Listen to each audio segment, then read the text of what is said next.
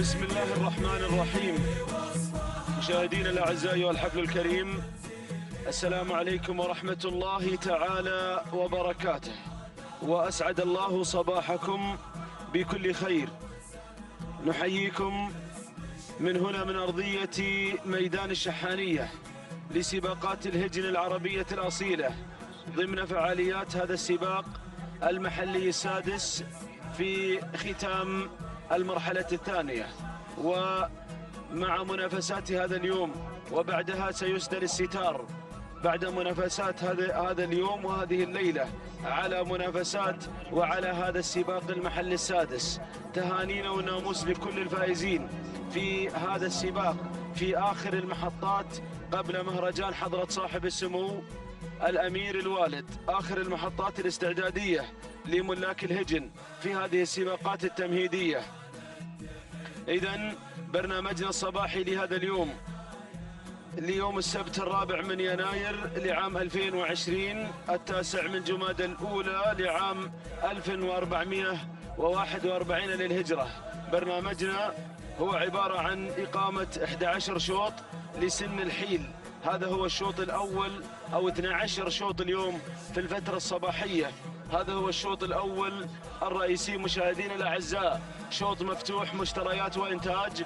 يستعد هذا الشوط للانطلاقة، وهكذا مشاهدينا الأعزاء أيها الحفل الكريم ينطلق هذا الشوط الأول الرئيسي، شوط أقيمت له الملايين، أقيمت له السيوف في المهرجانات الرئيسية، في المهرجانات الكبرى، وربما أن تحضر في هذا الشوط وفي هذا اليوم من المرشحات وأن نرى أسماء تشارك في أشواط الملايين في مهرجان حضرة صاحب السمو الأمير الوالد. إذا نتمنى التوفيق لجميع المشاركين. هكذا ينطلق الشوط. بسم الله وعلى بركة الله، بسم الله نبدأ وعليه نتوكل، ومنه سبحانه وتعالى نطلب التوفيق والسداد والنجاح. انطلق هذا الشوط بمشاركة واسعة، بمشاركة كبيرة اليوم، بمشاركة هائلة. 34 حايل متواجدة في هذا الشوط، والناموس لوحده بس، الناموس لشعار واحد، وهو انتزاع هذا الشوط الأول الرئيسي، وبالتالي تكون مرشح الانتزاع شوط الملايين. نتمنى التوفيق والناموس لكل الحاضرين، لكل المشاركين. كما نرحب بالمشاهدين الأعزاء عبر قناة الريان الفضائية وقنوات الكاس وموقع الأبرقة لسباقات الهجن. كما أيضا نرحب بالمستمعين الأعزاء عبر أثير الراديو. نتجه أيها الحفل الكريم لنتعرف على المراكز المتقدمة الأولى. مقدمة الشوط الظبي تتقدم كعادتها دائما مع سعيد بن عبيد بن رشدان على المركز الأول. ديدن الظبي منذ بداية الموسم عودتنا على الانطلاقات في الأشواط الرئيسية. تتقدم كل هذه الأسماء الظبي مع سعيد بن عبيد بن سعيد بن رشدان. دور المركز الثاني، وصلت على المركز الثاني راهية لهجن السيلية، بينما المركز الثالث تصل فيه عنيزة. تتقدم لناصر بن عبد الله بن أحمد المسند. يصل شعار المحروسة صاحبة الشوط الأول الرئيسي في الثنايا في صباح الأمس. ننتقل إلى المركز الرابع، ومن تتقدم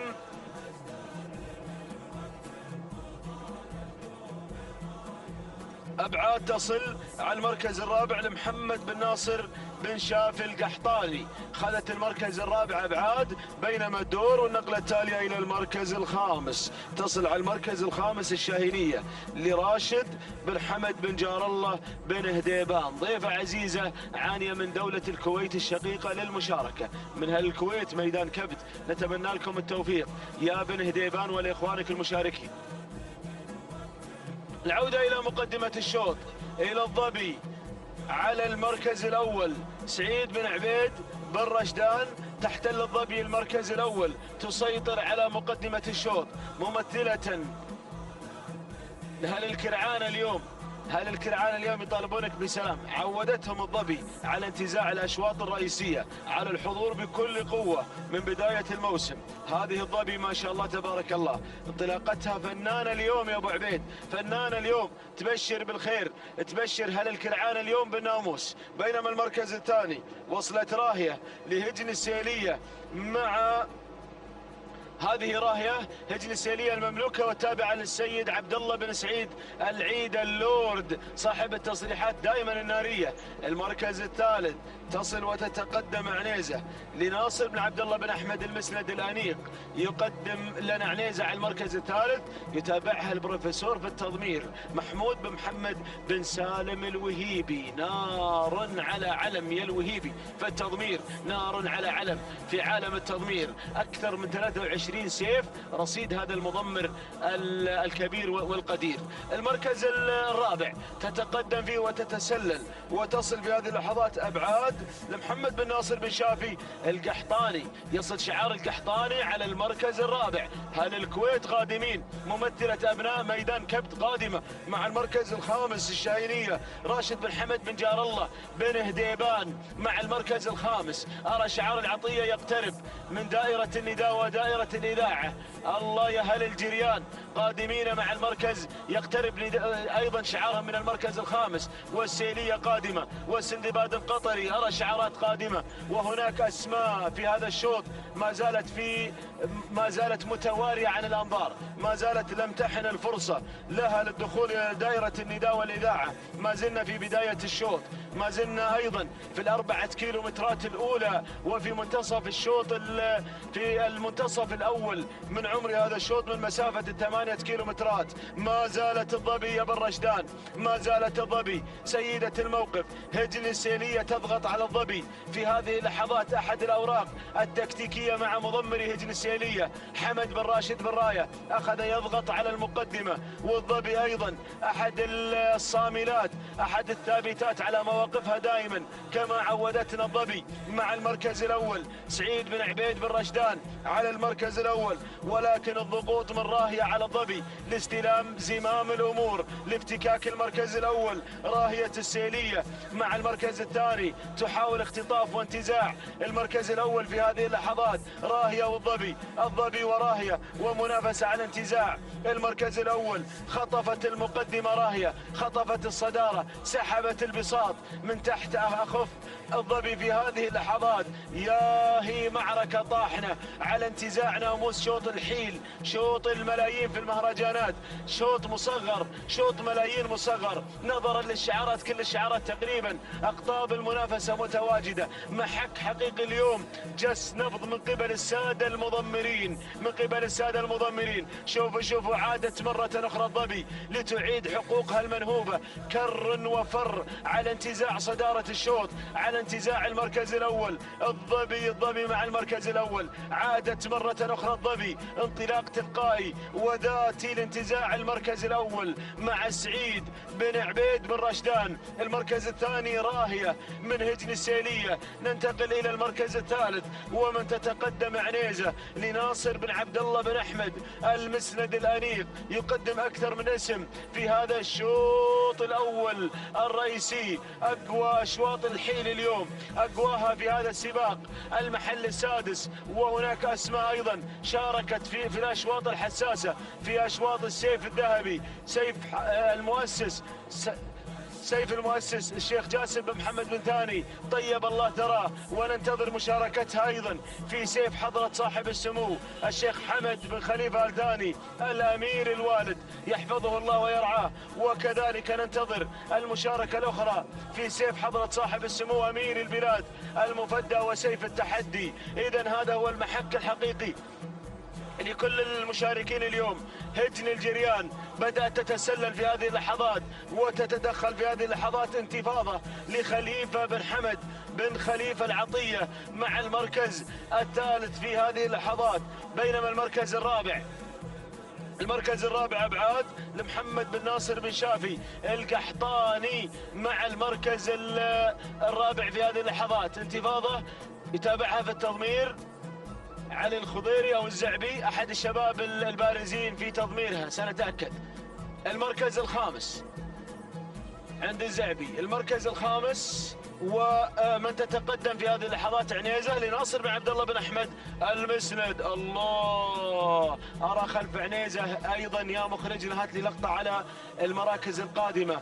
سيل جارف من الحيل، هذا هو كما تشاهدون، هذا الكم الهائل من الحيل القادمات المنطلقات، تنتظر أيضا الفرصة، تتحين الفرصة. عودتنا إلى مقدمة الشوط. شكرا مخرجنا محمد فيضي على التواصل. العودة إلى مقدمة الشوط.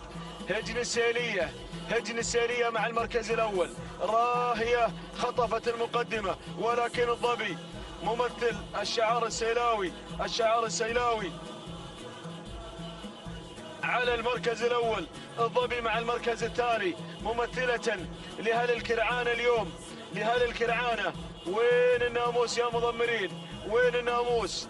على ما يبدو هناك معركة طاحنة على انتزاع هذا الشوط الأول الرئيسي. الظبي تحاول مع سعيد بن عبيد بن رشدان، ولكن راهية السيلية خطفت المقدمة في هذه اللحظات لتعود الظبي مرة أخرى جنبا إلى جنب. المركز الثالث، انتفاضة تصل، انتفاضة تصل على المركز الثالث، وتعود ملكية انتفاضة لخليفة بن حمد بن خليفة العطية. المركز الرابع تتقدم فيه أبعاد لمحمد بن ناصر بن شافي القحطاني مع المركز الرابع، خطفت المركز الثالث أبعاد. المركز الخامس يصل شعار هجن السيلية، تصل الدقلة لهجن السيلية مع المركز الخامس. هذه نتيجتنا أيها الأعزاء، أيها الحفل الكريم. عودتنا إلى مقدمة الشوط، عودتنا إلى المركز الأول، راهية هجن السيلية، ولكن تحركت أبعاد، تحركت أبعاد.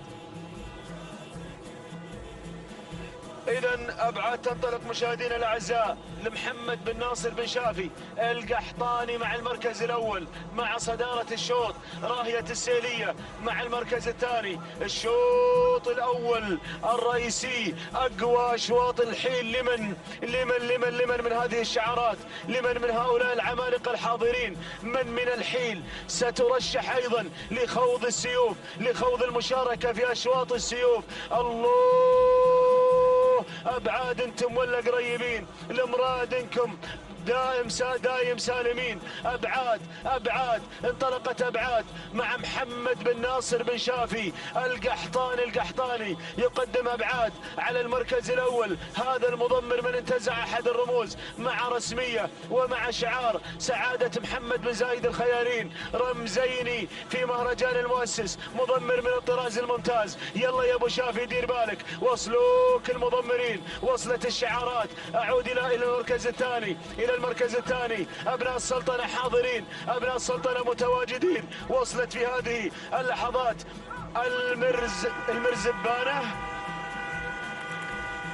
المرزبانة لمحمود بن محمد بن سالم الوهيبي. وهقتنا بالاسم يا الوهيبي، وهقتنا بالاسم يا الوهيبي. الله، محمود الوهيبي البروفيسور يقدم لنا المرزبانة في هذا الشوط في المركز الثاني. ولكن أبعاد، ولكن أبناء السلطنة المرزبانة تنتزع هذا الشوط الأول الرئيسي. أقوى أشواط الحيل إلى سلطنة عمان الشقيقة، إلى أبناء السلطنة في صباح هذا اليوم مع المضمر البروفيسور محمود بن محمد بن سالم الوهيبي. أشكرك يا الوهيبي على هذا المستوى. للمرزبانة اليوم، مرزبانة تنتزع هذا الشوط الأول الرئيسي، وأيضا تهدي الناموس إلى أبناء السلطنة. رشحوها مرشحة أيضا لخوض المشاركة في مهرجان السيف القادم، سيف حضرة صاحب السمو الأمير الوالد. الله، محمود الوهيبي. هذا الشوط يمضي أيضا بتوقيع المضمر البروفيسور. مرزبانة تنتزع هذا الشوط الأول الرئيسي. تهانينا يا البروفيسور، تهانينا، سلام يا المرزبانة، سلام، تهانينا. والناموس على انتزاع شوط الحيل الرئيسي. تهانينا أيضا للمضمر البروفيسور محمود بن محمد الوهيبي. المركز الثاني أبعاد لمحمد بن ناصر بن شافي القحطاني. المركز الثالث بلبلاء مع ناصر بن عبد الله بن أحمد المسند. أسماء حقيقة صعبة مع المضمر البروفيسور ومع ناصر بن عبد الله المسند. المركز الرابع، المركز الرابع وصلة اختصاص لعلي بن حمد بن مقارح. المركز الخامس، المركز الخامس وصلة قناصة سعد بن سعيد الرفادة. إذن المرزبانة يا أبو حمد، أشكرك على التوضيح. المرزبانة هي من انتزعت الشوط الأول الرئيسي 12 دقيقة 44 ثانية و58 جزء من الثانية. المرزبانة، تهانينا وناموس وسلام يا السلطنة، سلام تهانينا للبروفيسور محمود بن محمد الوهيبي. محمد جاهز لشوط السيف في المهرجان القادم من خلال تقديم للمرزبانة اليوم في الشوط الرئيسي أقوى أشواط الحيل، وبالتالي تصنف بأنها من أقوى الحيل في هذا الموسم. المركز الثاني وصلت فيها أبعاد 12 دقيقة 47 ثانية 26 جزء من الثانية، ما قصرت أبعاد. ثاني وناموس محمد بن ناصر بن شافي القحطاني. المركز الثالث وصلت بلبلة، قطعت المسافة في 12 دقيقة 48 ثانية 12 جزء من الثانية. تهانينا وناموس لمالك بلبلة ناصر بن عبد الله بن أحمد المسند، والثانية أيضا موصولة لمحمود بن محمد الوهيبي. الشوط القادم شوط الزمول الرئيسي، أقوى أشواط الزمول، وأخي وزميلي بسام الشمري متمنيا له ولكم مثلا.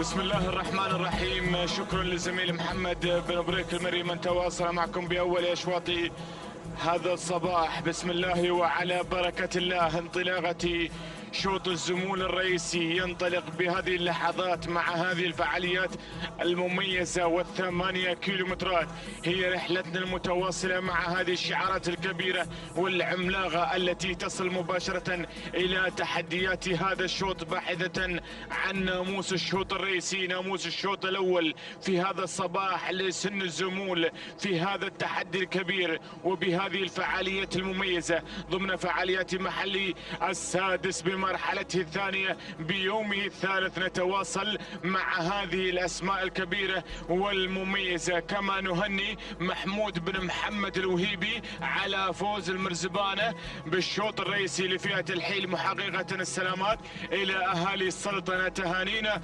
وألف مبروك على هذا الفوز والانتصار. نتواصل مع شوط الزمول، نتواصل مع شعارات العمالقة والكبار المتواجدين دائما في هذا المسار المميز. نبدأ مباشرة بعد المراكز والصدارة. أول المراكز يتواجد سهيل بشعار هجن السيلية، القادم والحاضر دائما في هذه التحديات الكبيرة. يقدم لنا سهيل هذا التحدي على المركز الأول، بينما المركز الثاني أتابع معالج القادم والمشارك في هذا التحدي بقيادة إبراهيم بن زيد بن راشد آل بحيح المري يحتل المركز الثاني. المركز الثالث القادم هنا الناوي لمبارك بن محمد بن هادي الجربوع المري، يشارك شعار الدهن على ما اعتقد المتواجد في هذا التحدي على المركز الثالث. المركز الرابع ننتقل مباشرة مع القادم هو الباز لعلي بن جابر بن علي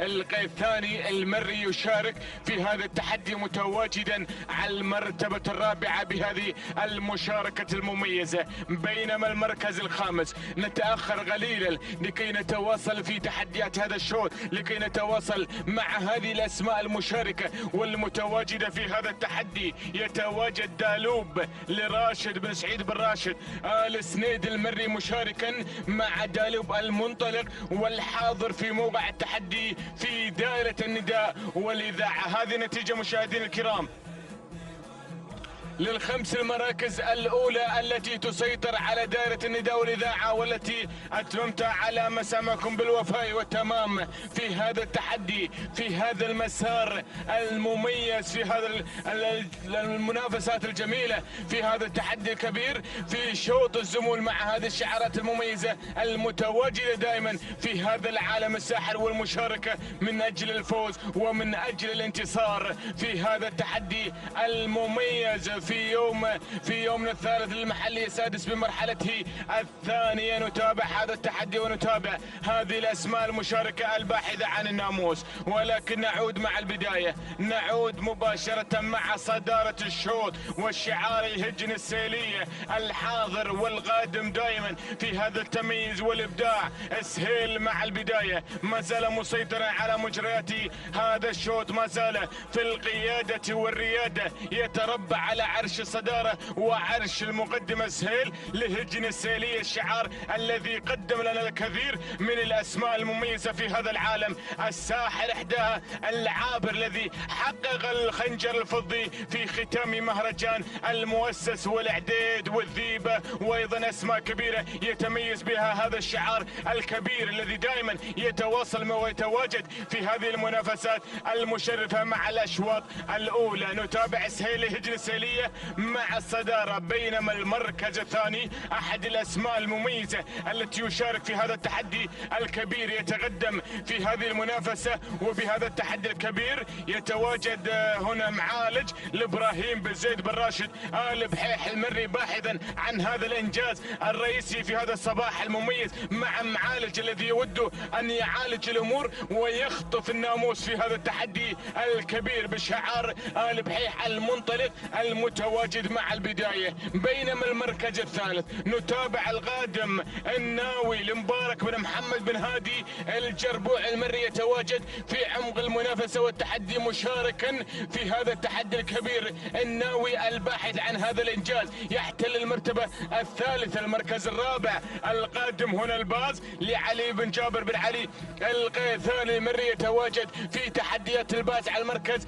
الرابع، تسلل بدوره إلى المركز الثالث وعينه على صدارة الشوط. بينما المركز الخامس وصل الشعار هنا بالحبيبة، يتواجد في هذا التحدي الكبير مع دالوب لراشد بن سعيد بن راشد آل سنيد المري، يتقدم في هذا التحدي، يحتل المرتبة الخامسة. هذه النتيجة للخمس المراكز الأولى، للخمس الأسماء المميزة التي تسيطر على دائرة النداء والإذاعة والتي تنطلق في موقع التحدي والمنافسة. هنالك أسماء لم يحن موعد وصولها، تترقب اللحظات الأخيرة لكي تنقضوا على دائرة الصراع والنزاع من أجل الناموس ومن أجل هذا الانتصار. انتصفت المسافة 4 كيلومترات راحت ومتبقية مثلها لنهاية هذا الشوط، لهذا الناموس، لهذا الانتصار الصباحي المميز مع أول أشواط الزمور وأقواها في هذا التحدي الكبير، مع هذا الشعارات العملاقة والمميزة الحاضرة دائما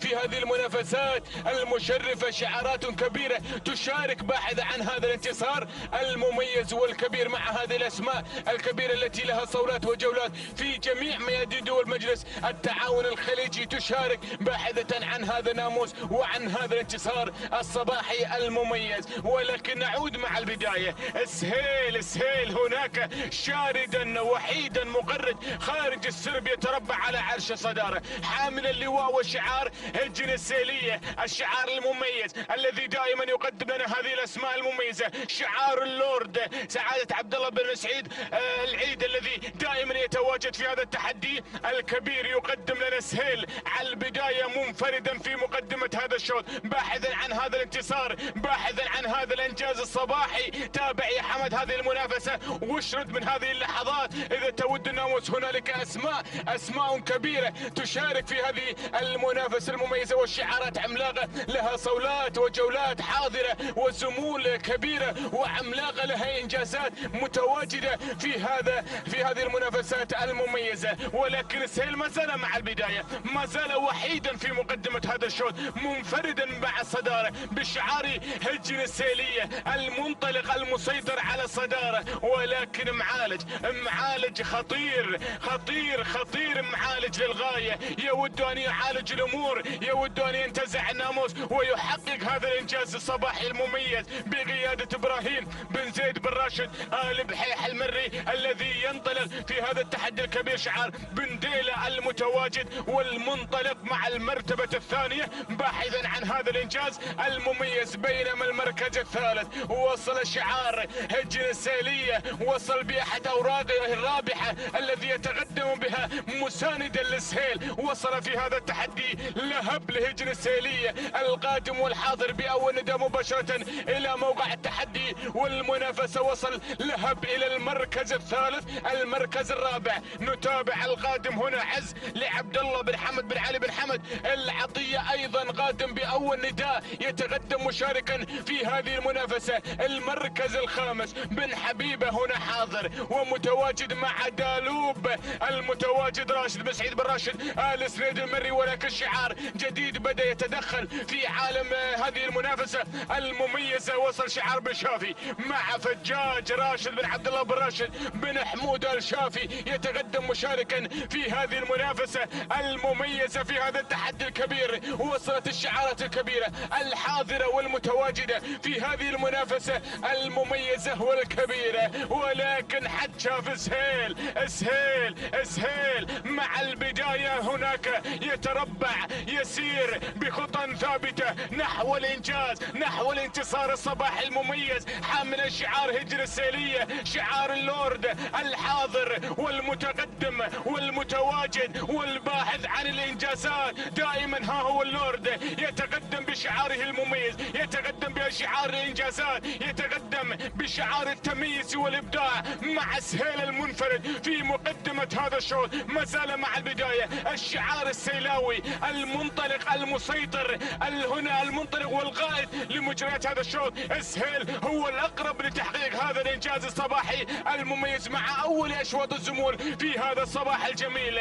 سهيل مع البداية معالج على المركز الثاني. يلا يا معالج، تحرك يا معالج، اشعل هذه المنافسة، اشعل فتيل المنافسة. معالج بشعار بن ديلة ابراهيم بن زيد بن راشد آل بحيح المري على المركز الثاني. المركز الثالث وصلوا الجماعة، وصلوا طلابة الناموس الحاضرين القادمين في هذا التحدي متواجدين. اول الحاضرين مبعد بشعار عبد الله بن ناصر بن محمد بن ناصر الشنجل يتقدم هنا، يتقدم على المركز الثالث. المركز الرابع نتابع الحاضر مبلش ويا بلشت كم من مبلش. وصل بن ذروة عبد المحسن بن هادي بن سعيد بن ذروة البريدي المري المركز الرابع. المركز الخامس شعار العطية الحاضر والمتواجد في هذا التحدي الكبير مع عز عبد الله بن حمد بن علي بن حمد العطية على المركز الخامس. ولكن نعود مع البداية. يلا يا ابو حمد، يلا نروح مع سهيل ونسرح في هذا الصباح المميز مع شعار هجن السيلية المنفرد المقدم لهذه العروض المميزة، لهذه المنافسات الجميلة. ينفرد سهيل الشوط. وش تنتظر يا محمد، وش تنتظر يا محمد؟ سير نحو الانجاز، سير نحو الانجاز، سير نحو الناموس. سهيل ما زال مع البداية بدون اوامر يا جماعة، بدون اوامر وبدون تحريكات. سهيل يقترب من هذا الانجاز الصباحي المميز بشعار هجن السيلية، بشعار اللورد الحاضر والمتواجد معالج على المركز الثاني بشعار بن ديلة. ولكن سهيل يسير بخطى ثابتة نحو الانجاز المميز، نحو هذا الانتصار الجميل بشعار هجن السيلية. المقدم لهذا الشعار عبد الله بن سعيد العيدة، اللورد الحاضر، اللورد المتميز، اللورد المبدع دائما، اللورد المحتك لاشواط الزمول. يتقدم مع سهيل، ينتصر مع سهيل، الفائز بناموس هذا الشوط، الحاصل على الشوط الرئيسي للزمول. سهيل وهجن السيلية. سلام للسيلية، سلام، تهانينا والمبروك على هذا الانتصار الصباح المميز لهجن السيلية. وصل لهب على المركز الثاني. الله الله الله الله، ها هو الشعار السيلاوي يقدم لنا سهيل بدون اوامر وبدون تحريكات. ينتزع هذا الناموس ويحقق هذا الانجاز الصباحي قدم مورنينج الورد على هذا الانتصار، وشكرا يا محمد على هذه المتابعة المميزة. ثاني وناموس الجسلية على فوز السهيل وتحقيقا للإنجاز. المركز الثاني معالج حصل على المركز الثاني إبراهيم بن زيد بن راشد بن نديله المري. المركز الثالث لهب أيضا بشعار هجن السهيلية. المركز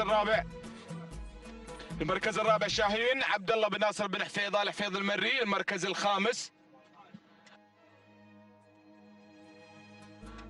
الخامس مبلش عبد المحسن بن عبد الهادي بن سعيد بن ذروة البريدي. هكذا مشاهدينا الكرام مستمعينا الافاضل تابعتم معنا المنافسة، فكان سهيل حاضرا من البداية متوجا عند خط النهاية بناموس شوط الزمول الرئيسي بدون اوامر وبدون تحريكات، مهديا السلامات الى اللورد. تايو ناموس 11 دقيقة 53 ثانية 83 جزء من الثانية. تايو ناموس الجنسلية على هذا الانتصار الصباحي المميز مع سهيل المحقق لناموسي هذا الشوط. المركز الثاني جاء في المركز الثاني معالج قدم عرض المتميز في هذا الشوط المميز، حصل على المركز الثاني 12 دقيقة 57 ثانية 93 جزء من الثانية. تايو ناموس لابراهيم بن زيد بن راشد بن نديله المري. المركز الثالث الشعار السيلاوي ايضا مع لهب 12 دقيقة 58 ثانية 67 جزء من الثانية. تايو ناموس لهجن السيلية على فوز لهب في المركز الثالث. تايو ناموس على هذا الفوز والانتصار لهجن السيلية مع سهيل المحقق لهذا الانتصار بدون اوامر وبدون تحريكات. تهانينا والناموس لجميع الفائزين.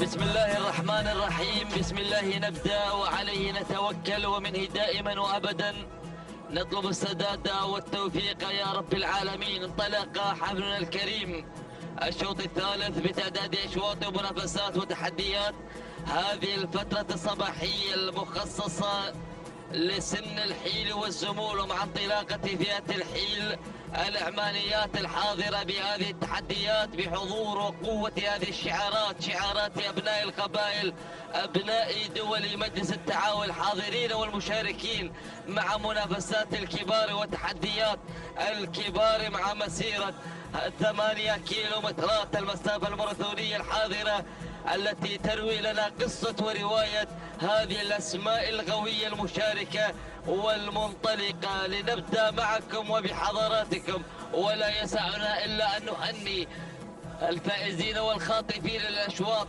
الأولى الرئيسية مع تحديات هذه الفترة الصباحية. محمود بن محمد بن سالم اللوهيبي قدم لنا البرزمانية أو البرزمانة من خطفت الشوط الأول الرئيسي للحيل، وكذلك نهني هجن السيلية من قدمت لنا سهيل. نهني عبد الله بن سعيد العيد على هذا الفوز المستحق وعلى اختطاف سهيل للشوط الأول المخصص للزمول. لنبدأ مع الشوط الرئيسي، لنبدأ مع فعاليات فئة الإعمانيات.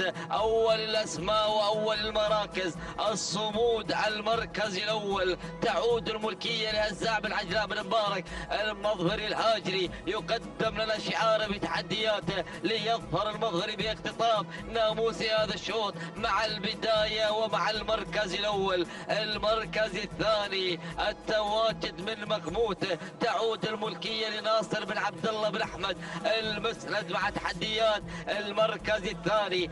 المركز الثالث من الجانب الأيمن نتابع معكم نو تحضر ويحضر شعار الخيارين على ظهر نو منصور بن محمد بن منصور السيف الخيارين. والمركز الرابع التقدم من شعار سهيل مع انطلاقة عزوة لهجن السيلية الغاتمة بتحدياتها على المركز الرابع. خامس الأسماء، خامس التحديات، التواجد المشاهدين الكرام والوصول من قبل الشهرية سلطان بن شافي بن حمود العجمي، ضيف قادم من دولة الكويت، ضيف قادم من ميدان الشهيد. فمرحبا بجميع الضيوف، مرحبا بجميع الأشقاء الحاضرين والمتواجدين مع منافسات هذه الرياضة والسباق المحلي السادس من مرحلته الثانية. يضم لنا تحديات هذه الشعارات المنطلقة والباحثة الباحثة عن الناموس. شعار العجمي على المركز الرابع. المركز الخامس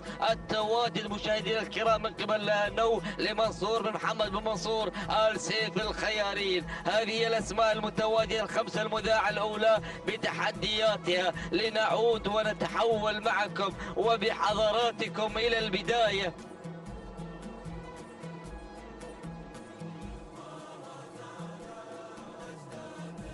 لنعود بحضراتكم إلى البداية وإلى المركز الأول وإلى الصمود. الصمود من تعلن التواجد والوجود والحضور لانطلاقتها مع البداية، مسيطرة على المركز الأول، تقدم الأداء الكبير والمثير بمسيرتها ومسيرة شعارها مع المركز الأول. تعود الملكية الأزاع بن عجلان بن مبارك المظهر الهاجري مع البداية ومع المركز الأول. المركز الثاني التقدم من عزوة على المركز الثاني، تحضر بحضور شعار هجن السيلية بانطلاقته مع ثاني التحديات.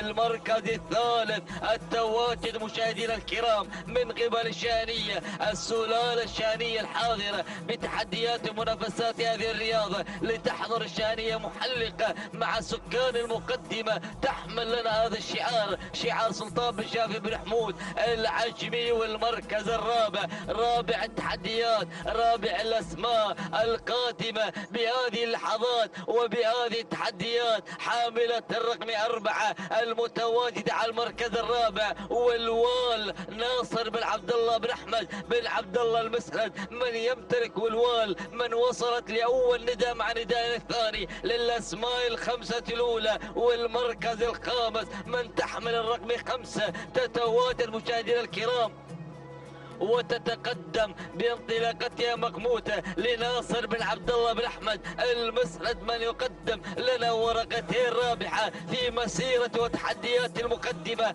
مع الاسماء الخمسه الاولى والخماسيه الماسيه الحماسيه بتحديات هذه الاسماء. خلف الخمس نتابع معكم اسماء قاتمه، اسماء سطرت اسماء بحروف من ذهب، اسماء توجد في مسيره سباقاتنا الماضية في الأعوام الماضية وفي أيضا سباقاتنا في هذا الموسم وفي المهرجان المؤسس. تحضر هذه الأسماء بحضورها ومشاركاتها التجهيزية ليكون لها الحضور المميز بانطلاقات وتحديات سباقنا المحلي السادس، أيضا يتم تجهيزها للمهرجان الكبير القادم بإذن الله تعالى في تحديات سباقنا القادم مهرجان الأمير الوالد. لنتابع معكم الأسماء الحاضرة خلف النداء في الكادر الأسفل، أسماء مرشحة في مسيرة هذا الشوط. لنعود بحضراتكم إلى البداية، إلى المقدمة،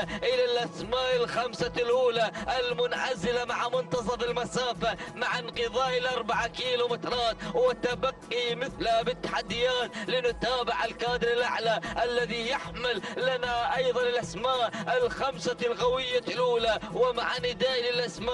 وتابع الأمور بدأت تتغير بهذه اللحظات، بدأ التغيير من قبل هذه الشعارات ليبدأ الانطلاق من قبل والوال من تعزف لنا الموال بتحديات البداية. ومع المركز الأول الأنيق ناصر بن عبد الله بن أحمد المسند من يمتلك والوال، وكذلك البروفيسور محمود بن محمد الوهيبي من يتابع لنا مسيرة والوال. لكن البداية والمقدمة تنخطف من قبل الصمود من تستعيد أمورها المسلوبة والمنهوبة من قبل والوال لتكون هي صاحبة الكلمة بهذه الانطلاقة وصاحبة المركز الأول بهذه المسيرة. تعود ملكية الصمود لأزاع بن عجلان بن مبارك المظهر الهاجري من يقدم لنا تحديات البداية وتحديات المركز الأول.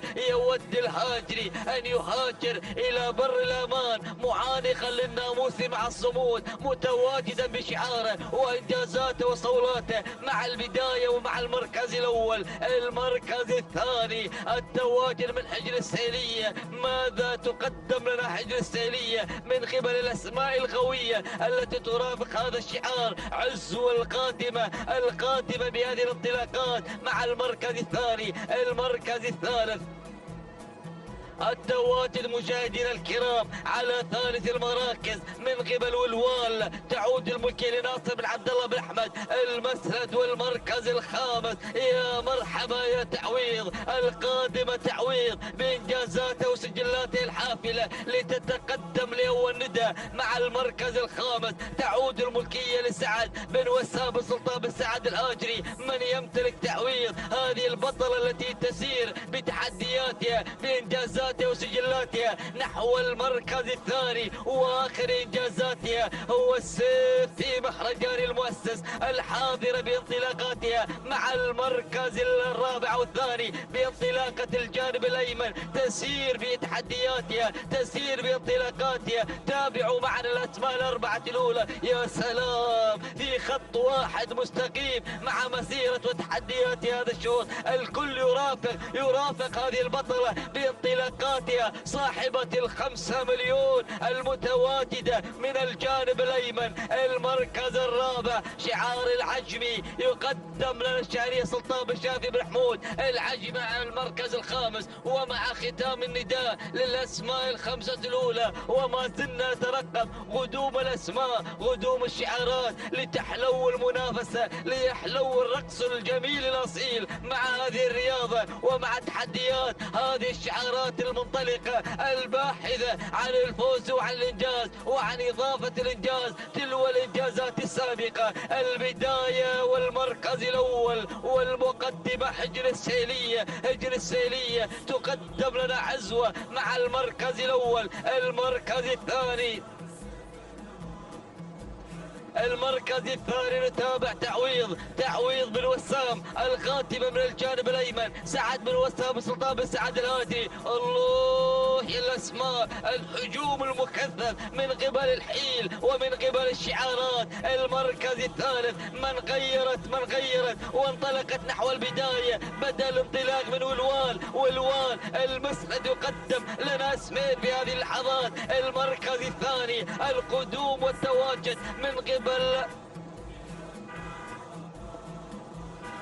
قبل التليلة القادمة والحاضرة من بدأت تتل الشوط بانطلاقتها مع المركز الأول. ناصر بن عبد الله بن أحمد بن عبد الله المسند مقدمة تليلة مع البداية. شوط الإعماريات، شوطنا الرئيس المخصص للإعماريات الحيل مع تحديات هذه الأسماء. شد الحيل يحلى الحيل المنعطف الأخير نحو خط النهاية، نحو الناموس، نحو التتويج، نحو الإنجاز، نحو اختطاف المركز الأول. الله يا تليلة تتل الشوط بانطلاقاتها بتحدياتها بشعارها وشعار الأمير الحاضر بأناقته بانطلاقته مع المركز الأول. ناصر بن عبد الله بن أحمد المسند من يمتلك هذه البطلة على المركز الأول وعلى الصدارة والبداية.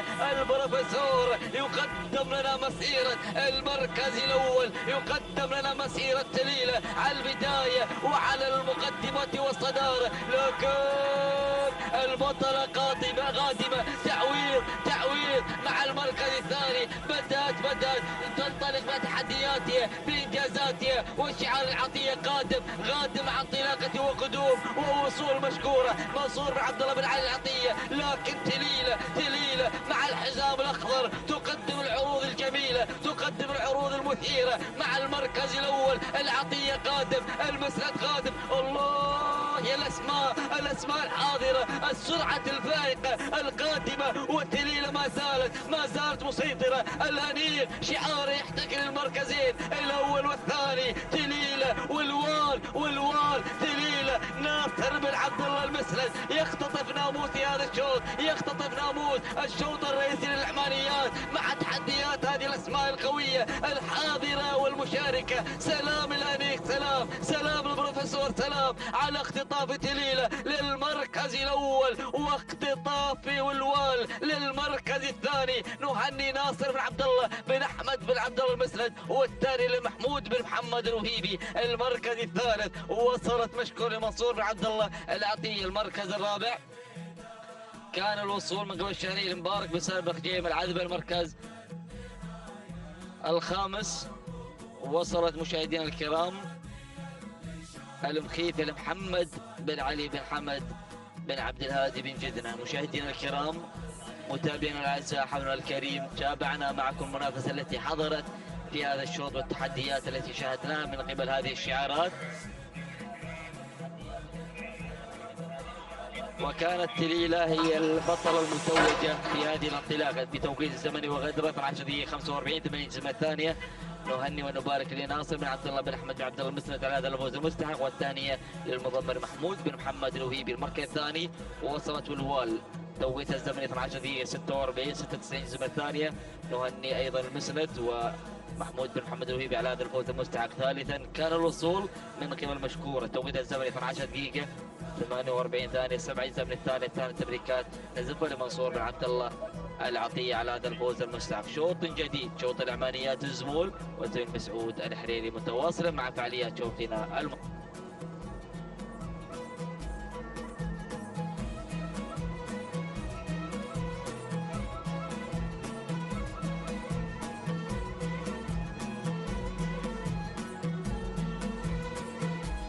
السلام عليكم ورحمة الله وبركاته. أيها الأخوة مشاهدينا ومتابعينا الكرام، انطلق هذا الشوط الشوط الرابع للعمانيات. هنا الزمول من المسافة 8 كيلومترات. نتابع هذه الانطلاقة والاندفاع مع هذه الأسماء المنطلقة في هذا الشوط وشوط العمانيات. هنا نتابع المقدمة والمركز الأول شاهين لسعود بن صالح بن حمد القمرة على مقدمة هذا الشوط. نتابع بشعار السندباد القطري هنا في مقدمة هذا الشوط، منطلق ومندفع في هذا الأداء مع شاهين هنا مع المركز الأول والمقدمة، بينما النقلة على المركز الثاني. والمركز الثاني نتابع هنا الوصول من إدخان لمنصور بن محمد بن منصور السيف الخيارين على المركز الثاني. المركز الثالث من الجانب الأيمن نتابع مياس لمنصور بن خليل بن ناصر الخليل الشهواني. من الجانب الأيمن نتابع في هذه اللحظات المركز الخامس، نتابع وذنان لهجن التحدي متواجد مع المركز الخامس. أيضا ينضم إلينا في هذه اللحظات ساطع لغانم بن جاسم بن ربيعة بن عيسى الكواري. هنا في هذه اللحظات هذه الأسماء الخمس المراكز الأولى المنطلقة المندفعة في هذا الشوط مع العمانيات ومع انطلاقة العمانيات. يا سلام يا سلام. هنا في هذه اللحظات مع المقدمة نعود إلى المركز الأول وإلى شاهين اللي في مقدمة الشوط. شاهين على المركز الأول وعلى الصدارة لسعود بن صالح بن حمد القمرة النابت وبقيادة حمد بن سالم بن جهويل. هنا في هذه اللحظات من يرافق ويتابع في هذه اللحظات في المقدمة وفي الصدارة مع هذا الشعار، شعار أيضا هذا الشعار شعار بن قمرة 2022. نشاهد في هذه اللحظات في مقدمة هذا الشوط. يا سلام يا سلام بهذا التحدي والمنافسة القوية ومع مقدمة الشوط. بينما المركز الثاني نتابع مياس يتقدم في هذه اللحظات لمنصور بن خليل بن ناصر الخليل الشهواني مع المركز الثاني في هذه اللحظات. المركز الثالث نتابع الوصول من إدخان منصور بن محمد بن منصور السيف الخيارين. المركز الرابع شوفوا القادم في هذه اللحظات هملول لعلي بن حمد بن بخيت بن قريع المري بشعار الامبراطور محمد بن علي بن قريع من يرافقه في هذه اللحظات وبهذه الاندفاع الصباحية. يا سلام. بينما المركز الخامس نتابع الوصول الآخر. هنا نتابع في هذه اللحظات من الجهة اليسرى راجس لناصر بن عبد الله بن أحمد المسند. يا سلام يا هذا الشوط وهذا التحدي والمنافسة القوية المبكرة. هنا نتابع الخمس المراكز كلها متقاربة جنب إلى جنب هنا في هذه اللحظات، ولكن بقيادة شاهين بن قمرة. يا سلام يا سلام على هذا التحدي والمنافسة القوية في هذه اللحظات. نتابع ولكن شوفوا هنا، شوفوا القدوم في هذه اللحظات من راجس بدأ يتسلل بدوره إلى مقدمة الشوط إلى الاندفاع هنا بهذا الشعار وشعار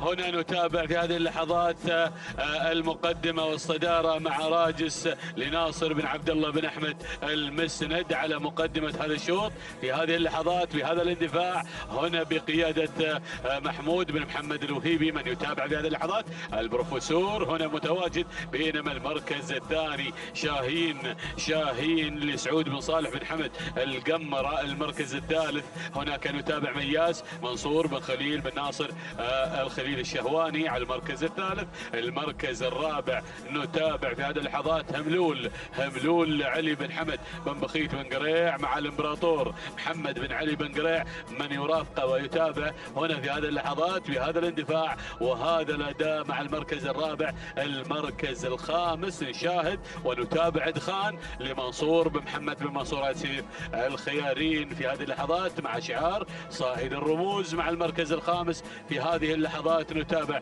هذه الخمس المراكز الاولى، الخمس المراكز المنطلقه نتابع في هذه اللحظات.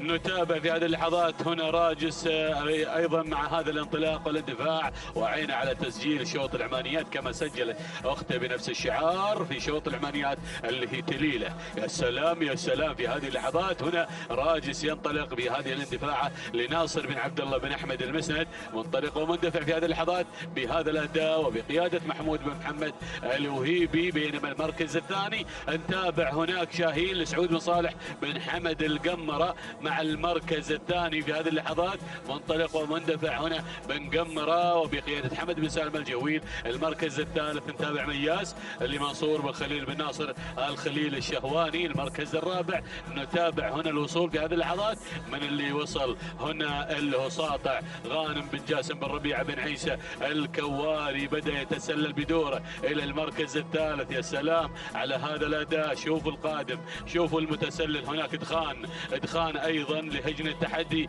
يصل في هذه اللحظات يصل مع هجن التحدي منطلق ومندفع على المركز الرابع. هناك المركز الخامس اللي هو مياس بن خليل. يا سلام في هذه اللحظات نتابع هذه الخمس المراكز الاولى نتابع هذه اللحظات الخمس المراكز الأولى نتابع هذه الأسماء المنطلقة ونعود إلى المقدمة إلى الصدارة. وإن سألتونا عن الموقع فنحن نقترب من بوابة العبور اللي هي 3 كيلومترات المتبقية. يا مضمرين يا مشاهدين يا متابعين يا مسايرين، يا سلام يا سلام يا سلام، كل يحسب حسابه في هذه اللحظات في شوط العمانيات. شوط مثير، شوط له نكهة خاصة باندفاعة هذه الزمول العمانيات.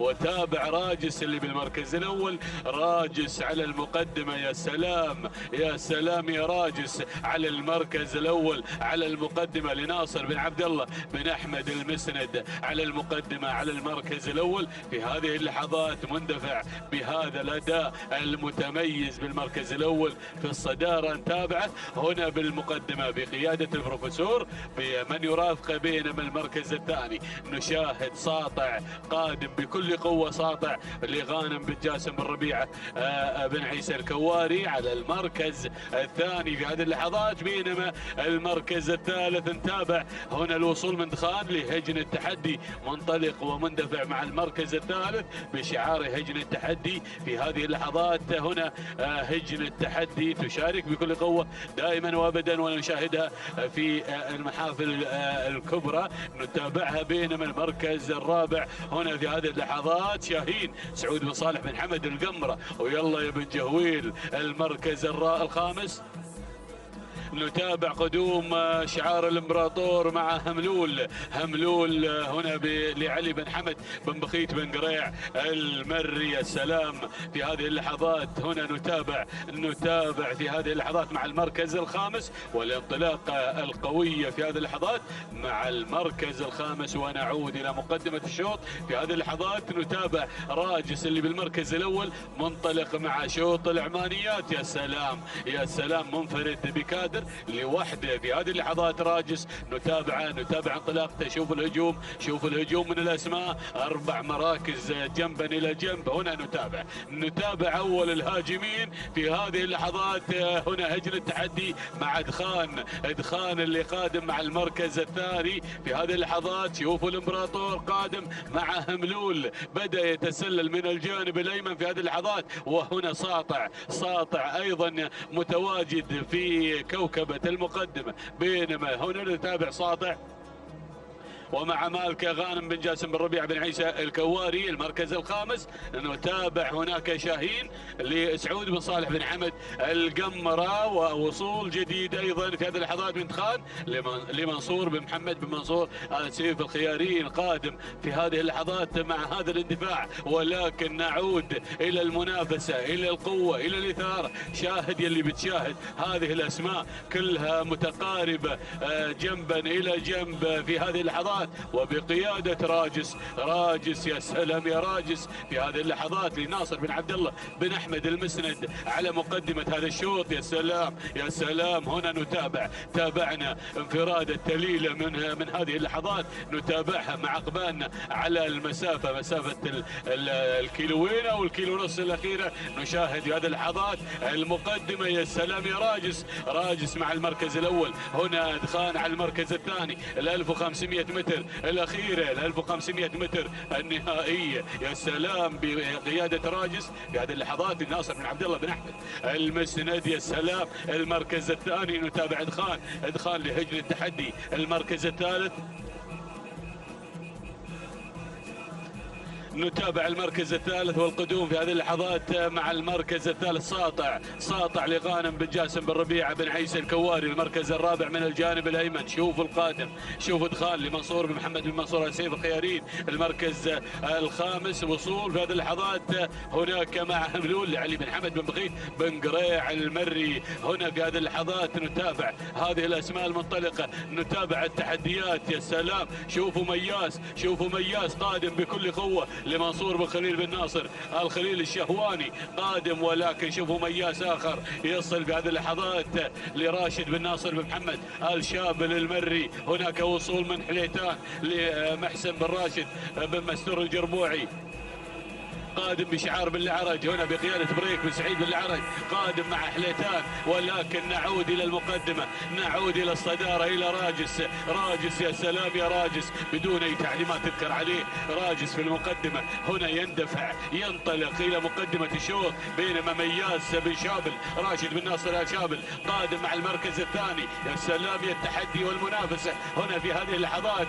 نتابع هذه الأسماء ولكن انحصر النداء بين الاثنين. هناك مياس آخر يحاول منصور بن خليل بن ناصر الشهواني. ولكن نعود إلى راجس اللي بدون أي تعليمات. هنا يا سلام يحذو حذا تليله اللي انتزعت شوط العمانيات. ما شاء الله تبارك الله يا ناصر يا بن عبد الله المسند على هذا الأداء والتميز، ويحتكر أشواط العمانيات في قبضة ناصر بن عبد الله بن أحمد المسند. سلام وتحية واحترام هنا للبروفيسور محمود بن محمد الوهيبي. ويعدكم يا جميع ايضا بقدومه في مهرجان الامير الوالد. نشاهد في هذه اللحظات سلام وتحية واحترام مع راجس لناصر بن عبد الله بن احمد المسند. والثانية وصوله للبروفيسور محمود بن محمد الوهيبي. المركز الثاني وصلنا مياس راشد بن ناصر بن محمد آل شابل المري. المركز الثالث اللي هو مياس لمنصور بن خليل بن ناصر الخليل الشهواني. المركز الرابع النادر لسعد بن عنزان بخاتم العنزان النعيم. المركز الخامس وصل ساطع غانم بن جاسم بن ربيع بن عيسى الكواري. شاهدنا هذا الشوط وشاهدنا التحدي هنا، ووصول راجس الى خط النهايه 13 دقيقه 7 ثواني 55 جزء ثانيه. تهانينا والناموس لمالك راجس ناصر بن عبد الله بن احمد المسند على هذا الفوز. والثانيه موصوله للبروفيسور محمود بن محمد الوهيبي. المركز الثاني مياس 13 دقيقه 9 ثواني 76 جزء ثانيه. تهانينا لمالك مياس راشد بن ناصر بن محمد آل شابل المري. هناك مياس آخر يصل مع المركز الثالث. نتابع في هذه اللحظات التوقيت الزمني 13 دقيقة 10 ثواني 49 جزء من الثانية. تهانينا والناموس لمنصور بن خليل بن ناصر الخليل الشهواني. تهانينا والناموس للجميع. هنا انطلاقة شوط جديد وزميلي بدر العتيبي بالمتابعة.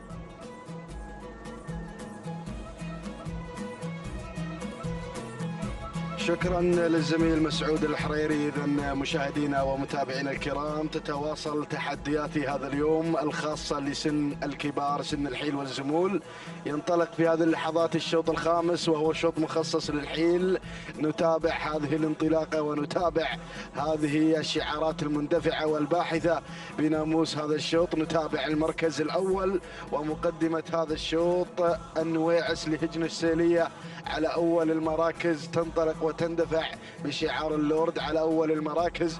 بينما المركز الثاني نتابع القدوم والانطلاقة مع المركز الثاني. تصل في هذه اللحظات شعار الأنيق ناصر بن عبد الله المسند، يصل في هذا الإبداع الكبير في هذه اللحظات في المركز الثاني. بينما المركز الثالث نتابع القادمة ونتابع المنطلقة شعار القمرة يتواجد مشاهدي الأعزاء في المركز الثالث من خلال هذا التحدي مع هملولة. صالح بن حمد القمرة يتواجد مع المركز الثالث. المركز الرابع نتابع الوصول في هذه اللحظات التقدم من قبل بوارح لناصر بن عبد الله بن احمد المسند. بينما المركز الخامس نتابع القادمة على خامس المراكز وخامس التحديات تحمل الرقم 5 اللي هي تبوك لسعيد بن عبيد بن سعيد بن رشدان المرية. وهنا مشاهدي الاعزاء القادمة في هذه اللحظات خيرة لعبد الله بن سعد بن سعيد بن محمد بن مسعود بن الاسود المري، يتواجد شعاره في المركز الخامس. هذه النتيجة مشاهدي الأعزاء للمراكز الخمسة الأولى مع ندانا الأول عبر قناة الريان الفضائية وعبر الأثير الFM. نتابع تحديات هذا الشوط ونعود مجددا إلى البداية لنتابع السيطرة والانطلاق على أول المراكز من قبل النويعس لهجن السيلية على أول التحديات. المركز الثاني تنبه لناصر بن عبد الله بن أحمد المسند، يتواجد شعار الأنيق، يتواجد بهذا الإبداع وفي هذا الحضور المميز في هذا الصباح. المركز الثالث نتابع شعار السندباد القطري صالح بن حمد القمرة، يتواجد في هذا الانطلاق مع هملولة على مستوى المركز الثالث. بينما المركز الرابع أتابع بوارح لناصر بن عبد الله بن أحمد المسند وشعار بالأسود بدأ يتدخل في هذه اللحظات من خلال تواجد خيرة عبد الله بن سعيد بن محمد بن مسعود بالأسود المري. هذه النتيجة مشاهدينا الكرام للمراكز الخمسة الأولى، ولا زالت الأمور حتى هذه اللحظات في هذا الانطلاق، لا زالت الأمور في هدوء وفي انطلاق في هذه المسافة الكبيرة 8 كيلومترات. نتابع تحديات الكبار وتحديات ميدان الشحانية في هذا الموسم، ولكن نذهب مباشرة إلى النويعس المسيطرة والمحافظة على المركز الأول، المحافظة على الصدارة حتى هذه اللحظة. النويعس لهجن السيلية على أول المراكز، بينما شعار السندباد القطري قادم بكل قوة مع هملولة. صالح بن حمد القمرة يتواجد في المركز الثاني، والمركز الثالث تنبة تصل في هذه اللحظات لناصر بن عبد الله بن أحمد المسند. والمركز الرابع أتابع الدخول الجديد في هذا الانطلاق وفي هذا التحدي. خيرة تصل خيرة لهجن التحدي على مستوى المركز الرابع. بينما المركز الخامس خيرة بشعار العنود، بشعار الأسماء الكبيرة. هذه خيرة لعبد الله بن سعيد بن محمد بن مسعود بن الأسود المري، يتواجد في المركز الخامس. هذه النتيجة مشاهدي الأعزاء للمراكز الخمسة الأولى، الفايف ستار، أشواط الكبار. هنا مشاهدي الأعزاء نتابع من خلال هذا التحدي الكبير. قطعنا 3 كيلومترات من عمر هذا الشوط ويتبقى 5 كيلومترات أخرى. هنا مشاهدي الأعزاء نتابع والأمور مع النويعس حتى هذه اللحظة. النويعس لهجن السلية على أول المراكز، على أول التحديات.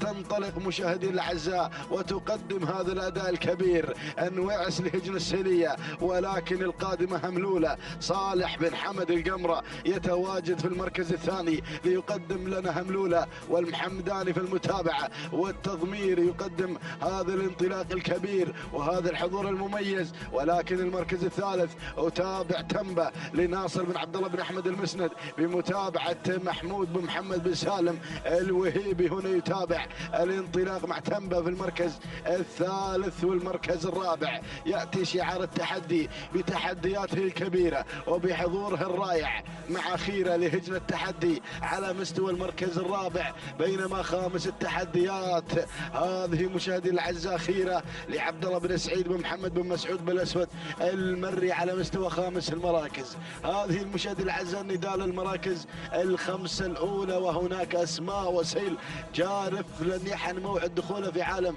الإذاعة. نترقب دخول جديد على المراكز المتقدمة. نعود مباشرة إلى الصدارة وإلى ركب المقدمة لنتابع شعار هجن السلية، لا زال محافظا على هذا التحدي، محافظا على هذا الأداء الكبير من خلال تقدم النويعس على أول المراكز. هذه النويعس على البداية في الكادر الأعلى عبر قناة الريان الفضائية تتواجد وتنطلق مشاهدي الأعزاء بالمركز الأول. المركز الثاني تصل في هذه اللحظات هملولة لصالح بن حمد القمرة يتواجد في المركز الثاني، والمركز الثالث تنبة للسيد ناصر بن عبد الله بن احمد المسند يتواجد في المركز الثالث والمركز الرابع. أتابع اوراق المشاهدين الاعزاء. هذه خيرة لهجن التحدي على مستوى المركز الرابع، بينما المركز الخامس ارى الاسماء، ارى الشعارات القادمة تصل ايضا خيرة لعبد الله بن سعيد بن محمد بن مسعود بن الاسود المري. هذه النتيجة مشاهدي الاعزاء للمراكز الخمسة الاولى. ولكن نعود مباشرة إلى القيادة، إلى الريادة لنتابع النويعس. هذه النويعس مشاهدي الأعزاء محافظة على هذا التحدي حتى هذه اللحظات. النويعس في المركز الأول، النويعس مع شعار اللورد عبد الله بن سعيد العيدة. هنا مشاهدي الأعزاء يقدم النويعس في المركز الأول بشعار هجن السلية على أول المراكز، ولكن السندباد القطري قادم بكل قوة من خلال هملولة في المركز الثاني، والمحمداني في المتابعة والتضمير يقدم لنا هذا الانطلاق الكبير مع هملولة في المركز الثاني. بينما المركز الثالث نتابع تنبة تصل في هذه اللحظات وتنطلق لناصر بن عبد الله بن احمد المسند على مستوى المركز الثالث. رابع التحديات أتابع الوصول في هذه اللحظة والتقدم مشاهدينا الاعزاء من قبل خيرة لهجن التحدي، وهنا القادمة في هذه اللحظة على خامس المراكز. تصل مشاهدينا الكرام شواهيل محمد بن ناصر بن شافي القحطاني، يصل شعار بن شافي لأول إذاعة وظهور في هذا الشوط. يتقدم في المركز الخامس بتواجد هذا الانطلاق الكبير وحضور شواهين على خامس المراكز. هذه النتيجة مشاهدي الأعزاء، وهناك سيل جارف، أسماء كبيرة، أسماء قوية قادمة بكل قوة. ولكن نعود مباشرة إلى الريادة، إلى السيطرة. النويعس مع البداية، النويعس مشاهدي الأعزاء تنطلق بالمركز الأول، تنطلق بناموس هذا الشوط حتى هذه اللحظة. ولكن أتابع يا العيدة أسماء قادمة، أسماء من الصفوف الخلفية قادمة بكل قوة.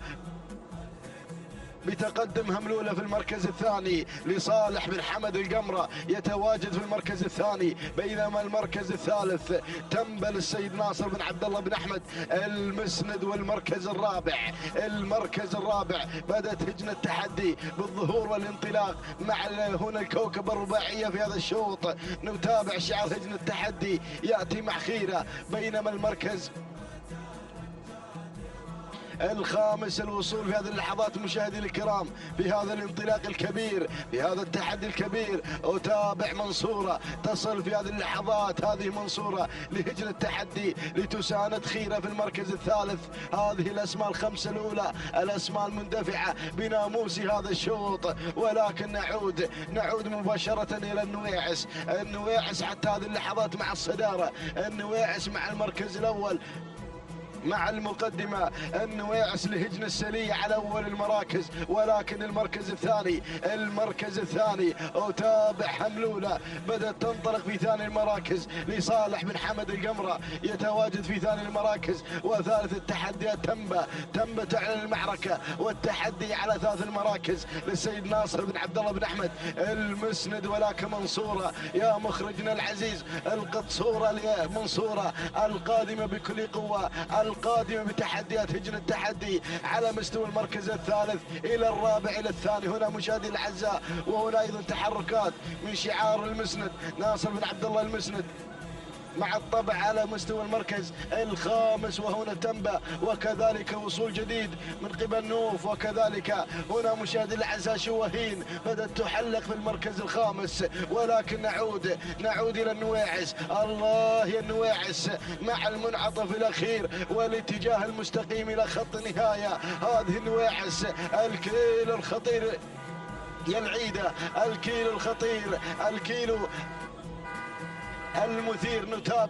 نتابع هذا الانطلاق، نتابع هذا التحدي. هذه مشاهدي الاعزاء نويعس لهجن السلية على اول المراكز، ولكن تنبا لناصر بن عبد الله بن احمد المسند مع ثاني المراكز، بدا يعلن الانطلاق في الامتار الاخيره. هذه تنبا في ثاني المراكز، ونوف لسالم بن راشد بن سالم النابت المري مع المركز الثالث. ولكن النويعس مع الحزام الاخضر صامده حتى هذه اللحظه بالانطلاق بالحضور الكبير.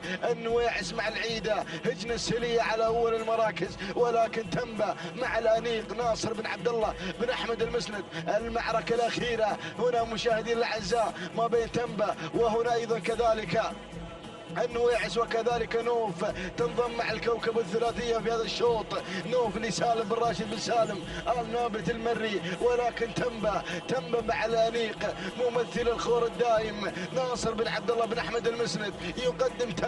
يقدم تنبا في هذا التحدي. هذه تنبا مشاهدين الاعزاء، ولكن نوف تحاول في اللحظات الاخيره المنصه الرئيسيه مشاهدين الاعزاء ما بين تنبا وما بين نوف. ولكن نوف مع البداية، نوف مع الناموس. سلام يا المسند، سلام يا الخور، سلام. النقطة الثالثة للمسند تهانينا، والناموس لناصر بن عبد الله بن أحمد المسند. ومشكور يا محمود بن محمد بن سالم الوهيبي من تابع تنبا بالمركز الأول. تهانينا والف مبروك. المركز الثاني نوف لسالم بن راشد بن سالم النابت المري.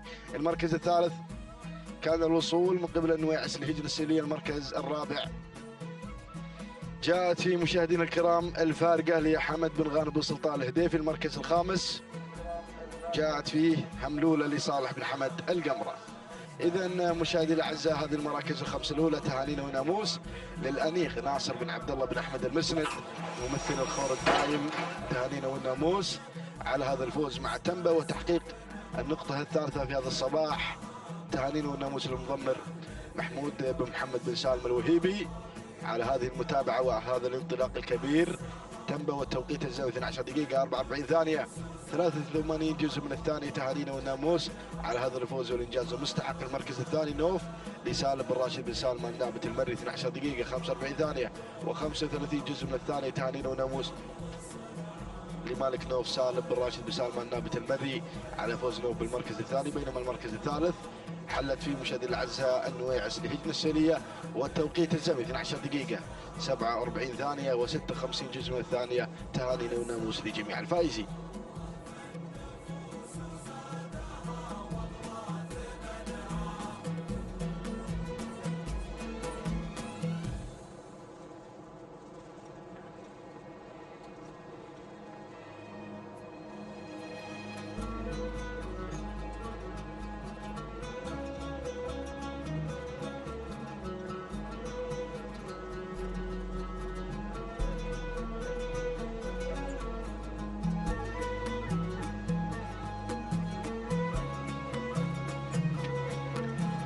بسم الله الرحمن الرحيم، بسم الله نبدأ وعلى بركة الله نستعين. مشاهدينا الكرام متابعينا الأعزاء، انطلق على بركة الله الشوط السادس في هذه التحديات الصباحية الجميلة مع انطلاقات سن الحيل والزمول ومع شعارات أبناء القبائل على ميدان الشحانية لسباقات الإجن. نتابع في صباح هذا اليوم هذه الانطلاقات والتحديات الجميلة مع اندفاعات سن الكبار. وفي منافسات سباقنا المحلي السادس انطلق شوطنا السادس مشاهدينا الأعزاء ليحمل لنا تحديات الزمول على مدار 8 كيلومترات. سنتابع هذه الشعارات المنطلقة هنا والمنافسة الحاضرة هنا على أرضية ميدان التحدي. نسير مع انطلاقة هذا الشوط ونبدأ بالتعرف على المراكز الخمسة المتقدمة في هذا الأداء وفي هذا المسار الجميل. بداية مع مداوي على مقدمة الشوط، عبد العزيز بن خالد بن عبد الله العطية الذي يقدم مداوي أول الأسماء المندفعة في تحديات هذا الشوط، بينما النقلة مع المركز الثاني. لنتابع في ثاني المراكز تواجد مشاهدينا الكرام من قبل الذيب لناصر بن جابر بن ناصر البريد المري الذي يقدم الذيب على مستوى المركز الثاني، بينما النقلة إلى ثالث المراكز. لنتابع التواجد من فخر لراشد بن سعيد بن راشد آل سنيد المري الذي ينطلق مع فخر على مستوى المركز الثالث. أما في رابع المراكز تابع الاسم القادم في هذه اللحظات وصول وتقدم من مبلش سالم بن جبر بن عبد الله الهاجري، يقدم مبلش على المركز الرابع. أما في خامس المراكز نتابع التقدم في هذه اللحظات والوصول من الذيب حمد بن عنزان بن محمد بن عنزان النعيمي، يقدم الذيب على المركز الخامس. هذه الخمس المراكز المتقدمة مشاهدينا الكرام، ولكن هناك اسماء قادمة، هناك شعارات أيضا مشاركة ومندفعة في هذا التحدي الصباحي على أرضية ميدان الشحانية. شوط الزمول ينطلق هنا والتحديات الحاضرة مع اندفاعات الزمول. ما شاء الله تبارك الرحمن، منافسات سباقنا المحلي السادس على ميدان الشحانية. نسير مع هذه الأسماء ومع هذه الشعارات الحاضرة بتحدي كبير هنا في مسار 8 كيلومترات. عودة مع البداية والشعار العطية على مقدمة الشوط الذي يقدم تحديات البداية مع اندفاع مداوي.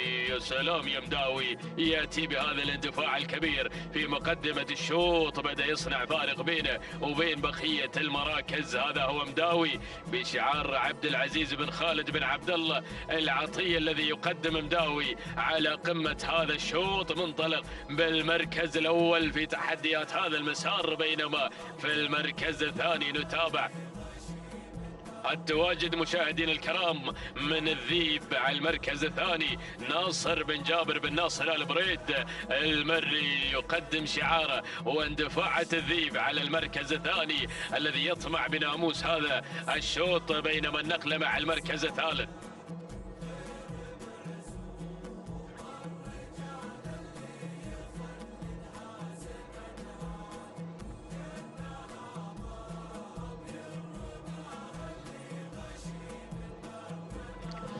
إذا مشاهدينا الكرام نتابع المركز الثالث. ثالث المراكز وصول من فخر راشد بن سعيد بن راشد آل سنيد المري الذي خذ المركز الثالث مع انطلاقة فخر. وفي المركز الرابع شعار الهاجري بدأ يتقدم مع مبلش لسالم بن جبر بن عبد الله الهاجري، يسير مع تحديات مبلش على المركز الرابع. وفي المركز الخامس شعار النعيمي المتواجد مع الذيب في المركز الخامس. يا النعيمي حمد بن عنزان بن محمد بن عنزان النعيمي يقدم تحديات الذيب في المركز الخامس. هذه نتيجتنا مشاهدينا الكرام متابعينا الافاضل في ثاني ندى على مسار وتحديات شوطنا السادس من اشواط الخير والبركه والمحبه على ميدان الشحانيه لسباقات العجن، مع شعارات ابناء القبائل المندفعه هنا في هذا الصباح مع تحديات الكبار. ما شاء الله رحلة 8 كيلومترات المسافة الماراثونية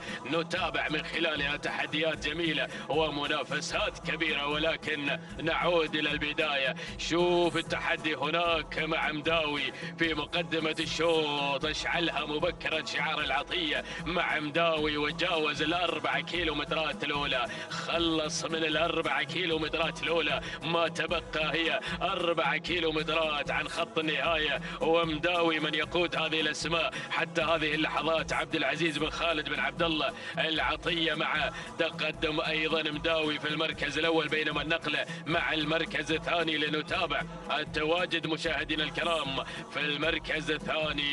يصل في هذه اللحظات اسم جديد بدأ ينضم، هذا هو دابان حمد بن مريط بن سعد الفهيد الهاجري من يقدم دابان على المركز الثاني، ولكن خبير المضمرين والذيب في المركز الثالث بتحديات هذا المسار الجميل. هذا هو الذيب ناصر بن جابر بن ناصر البريد المري الذي يقدم الذيب بتحديات هذا الشوط. يلا يا خبير المضمرين، خلك مع الذيب وتحديات الذيب وركز مع الناموس والانتصار. ناخذ المركز الرابع لنتابع التواجد في هذه اللحظات والتقدم مشاهدينا الكرام في المركز الرابع. وصول من غزيلان، يصل غزيلان في اول اذاعه. سلطان بن شافي بن حمود العجمي قادم بقوه في هذا التحدي الجميل. ابناء ميدان الشهيد، ابناء الكويت الحاضرين ايضا والمشاركين في هذا الملتقى الصباحي الاخوي على ميدان الشحانيه.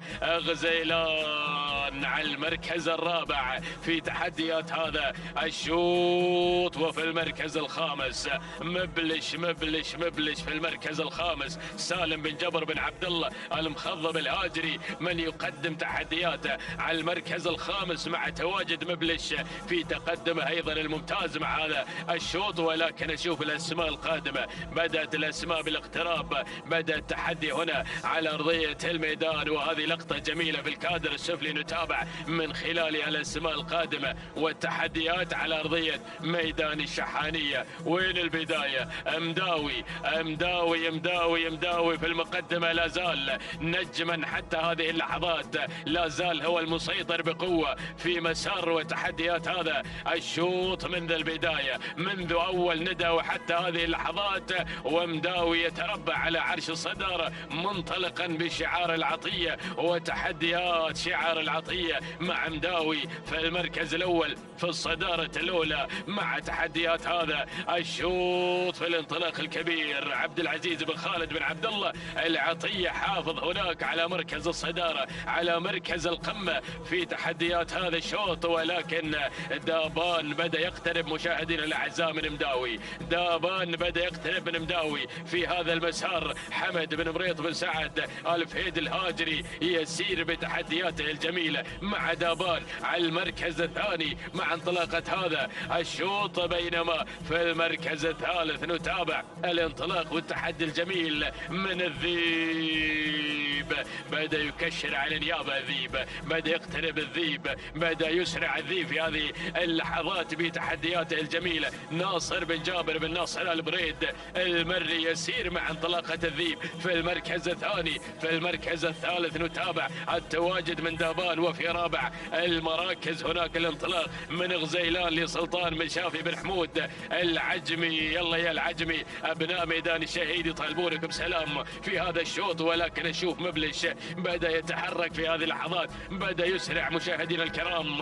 مبلش الذي يغير من موقع الى اخر ليصل الى رابع المراكز في هذه اللحظات. سالم بن جبر بن عبد الله الهاجري من يسير مع تحديات مبلش في المركز الرابع، ومن تراجع في المركز الخامس غزيلان. هذه نتيجتنا مشاهدينا الكرام، متابعين الافاضل الخماسيه المتقدمه في هذا الشوط. ولكن عوده مع البدايه، عودة مع المقدمة والصدارة مع مداوي لا زال في المقدمة، ولكن الخطر قادم. وصل دابان، يتحرك دابان في هذه اللحظات، يغير مباشرة إلى مقدمة الشوط، إلى المركز الأول، إلى الصدارة والبداية. ما شاء الله تبارك الرحمن، هذا هو دابان اللي غير مجريات الأمور. انتزع المركز الأول في هذه اللحظات حمد بن مريط بن سعد الفهيد الهاجري من يقدم لنا دابان دابان، ولكن الذيب خطير هناك في محك حقيقي هنا مع لوحة الكيلومتر الأخير. بوابة الانطلاق، بوابة الناموس يا خبير المضمرين. الذيب اللي غير مباشرة إلى المقدمة وعصاته في الأبطان، هذا هو الذيب ناصر بن جابر بن ناصر البريد المري الذي يقدم تحديات البداية. يقدم الذيب على المركز الأول، على الصدارة الأولى، يسير بتحديات هذا الشوط وعصاته في الأبطان، ولكن مبلش بدأ يقترب مشاهدينا الكرام. سالم بن جبر بن عبد الله الهاجري يقدم مبلش على المركز الثاني، وفي المركز الثالث من تراجع مداوي، في المركز الرابع دابان.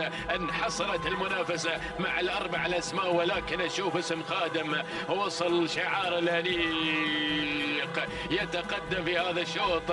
في أول إذاعة يتقدم ناصر بن عبد الله بن أحمد المسند مع غليون. يا سلام يا سلام يا سلام، ولكن عودة مع البداية، مع المقدمة، مع الذيب في المركز الأول في الصدارة الأولى. وهذا التحدي الجميل من الذيب مع خبير المضمرين، يسير نحو الناموس، يسير مع التحديات.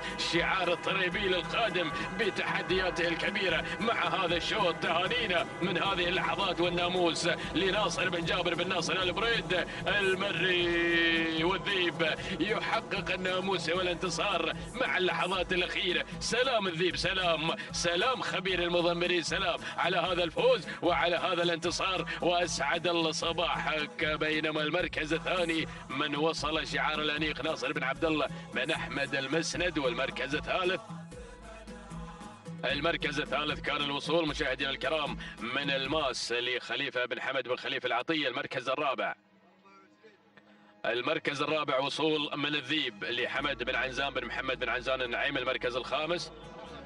المركز الخامس الرهاوي لسعيد بن مبخوت بن محمد بن مسعود. هذه نتيجتنا مشاهدينا الكرام، ولكن عودة مع الذيب وتوقيته الزمني، لحظة وصوله إلى خط النهاية، محقق الفوز والانتصار وناموس هذا الشوط. قاطع 8 كيلومترات في فترة زمنية مقدارها 12 دقيقة 55 ثانية 74 جزء من الثانية. تهانينا والناموس لناصر بن جابر بن ناصر البريد المري على فوز الذيب بالمركز الأول في تحديات هذا الشوط، وأسعد الله صباحك يا طريبيل على هذا الفوز والانتصار. بينما المركز الثاني من وصل غليون في توقيت مقداره 13 دقيقة بدون ثواني 60 جزء من الثانية. تهانينا والناموس لناصر بن عبد الله بن أحمد المسند، والتهنئة موصولة لمحمود بن محمد بن سالم الوهيبي. المركز الثالث كان الوصول مشاهدينا الكرام متابعينا الافاضل من قبل الماس، وتوقيته الزمني 13 دقيقة 3 ثواني 89 جزء من الثانية. تهانينا والناموس لخليفة بن حمد بن خليفة العطية.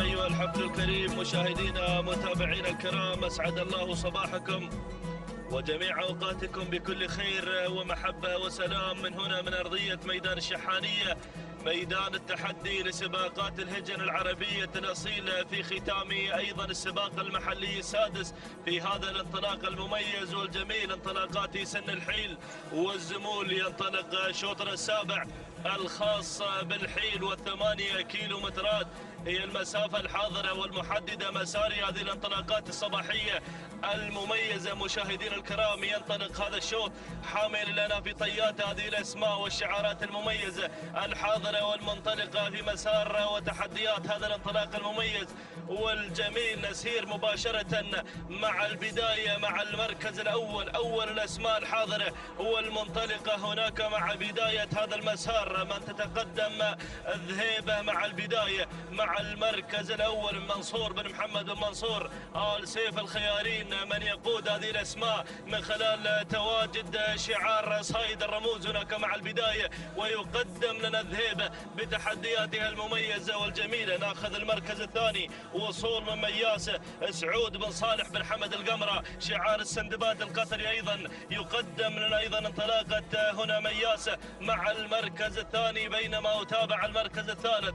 ثالث التحديات الوصول والتقدم في هذه اللحظات من اللي واصله هنا مهاجره عبد الله بن علي بن راشد المري من يتقدم في هذا المسار شعار بن جهيم. مع ثالث التحديات المركز الرابع وصول وتقدم مشاهدينا الكرام من قبل اللي واصله هنا العاصمة يهجن التحدي مع المركز الرابع والمركز الخامس وصول من شعار هجن السيلية مع هيبة مع خامس المراكز. هكذا هي الأسماء الخمسة الأولى المتقدمة بهذا الانطلاق والمسار المميز. مشاهدينا متابعينا الكرام، ونداؤنا الأول للخمسة الأسماء الأولى المتقدمة في مسار وتحديات هذا الشوط، ولكن العودة مع البداية نعود مع صدارة هذا الانطلاق والبداية والمركز الأول. هناك الذهيبة لا تزال هي مع البداية من تتقدم الأسماء بشعار الخيارين، من يقدم لنا الذهيبة منصور بن محمد بن منصور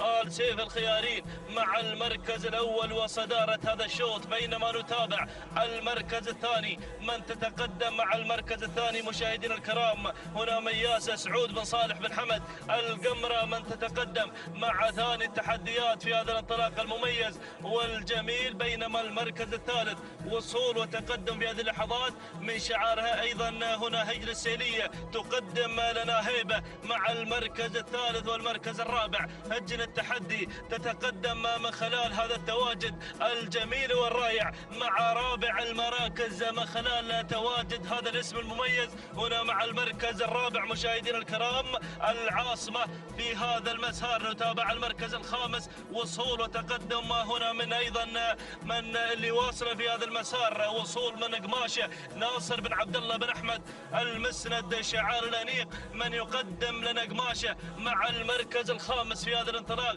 المميز والجميل. هكذا هي الأسماء الخمسة الأولى المتقدمة مشاهدينا متابعين الكرام، الأسماء الحاضرة الأولى هنا في دائرة النداء والإذاعة، ولكن البداية والمركز الأول وصدارة هذا الشوط هناك مع الذهيبة وشعار الخيارين من يقدم لنا الذهيبة بتحدياتها المميزة والجميلة لتكون قائدة لهذا المسار المميز، لتكون قائدة لهذا الانطلاق الرائع والجميل. هناك مع بداية هذا الشوط من يقدم لنا الذهيبة منصور بن محمد بن منصور آل سيف الخيارين مع المركز الأول وصدارة هذا الشوط. ناخذ المركز الثاني من تتقدم مع ثاني التحديات هنا في هذا الانطلاق مياس وشعار السندباد القطري سعود بن صالح بن حمد القمرة من يتقدم هنا مع ثاني التحديات والمركز الثالث وصول وقدوم في هذه اللحظات من هجن السيلية تقدم لنا هيبة مع المركز الثالث والمركز الرابع وصول وتقدم من شعار الأنيق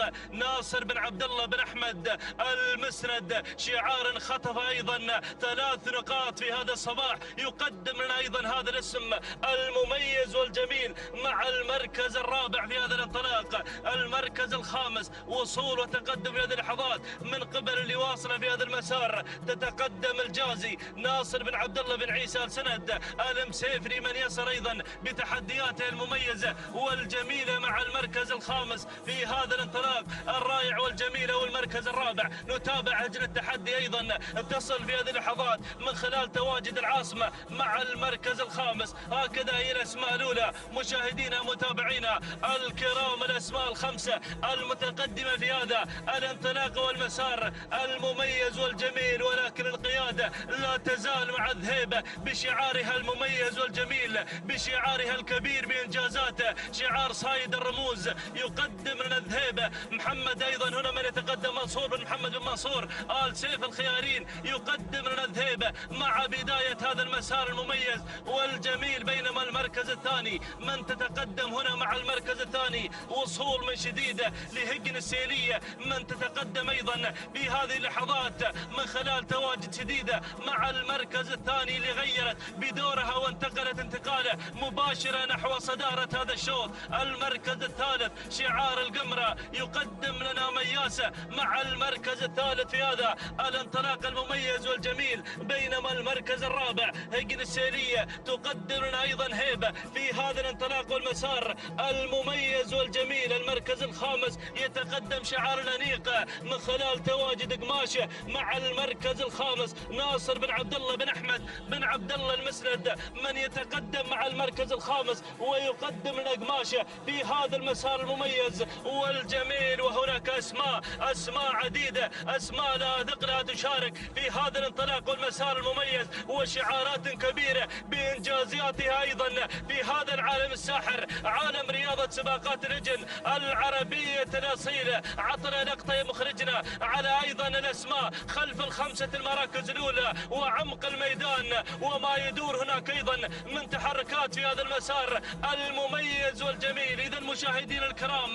نعود مع البداية، نعود مع المركز الأول مع صدارة هذا الشوط مع شعار أيضا السيلية، من تقدم لنا انطلاقة شديدة مع البداية مع المركز الأول شديدة التي تقود الأسماء، قيادة حكيمة هناك مع البداية مع المركز الأول بشعارها المميز والجميل، بشعارها أيضا هنا الذي يقود هذه الأسماء بتحدياتها المميزة، بينما المركز الثاني تتقدم الذهيبة بشعار الخيارين مع ثاني التحديات من خلال تواجد الذهيبة منصور بن محمد بن منصور آل سيف الخيارين مع المركز الثاني. والمركز الثالث تتقدم هنا هيبة مع المركز الثالث لتعزز تواجد شديدة مع المركز الأول أيضا بشعار هجن السيلية مع ثالث التحديات. ولكن دخول من ناهد، وصلت ناهد في هذا المسار ناصر بن عبد الله بن أحمد المسند، من يقدم لنا ناهد في هذا الانطلاق المميز والجميل. المركز الرابع وصول اسم جديد، وصلت هنا الهاشمية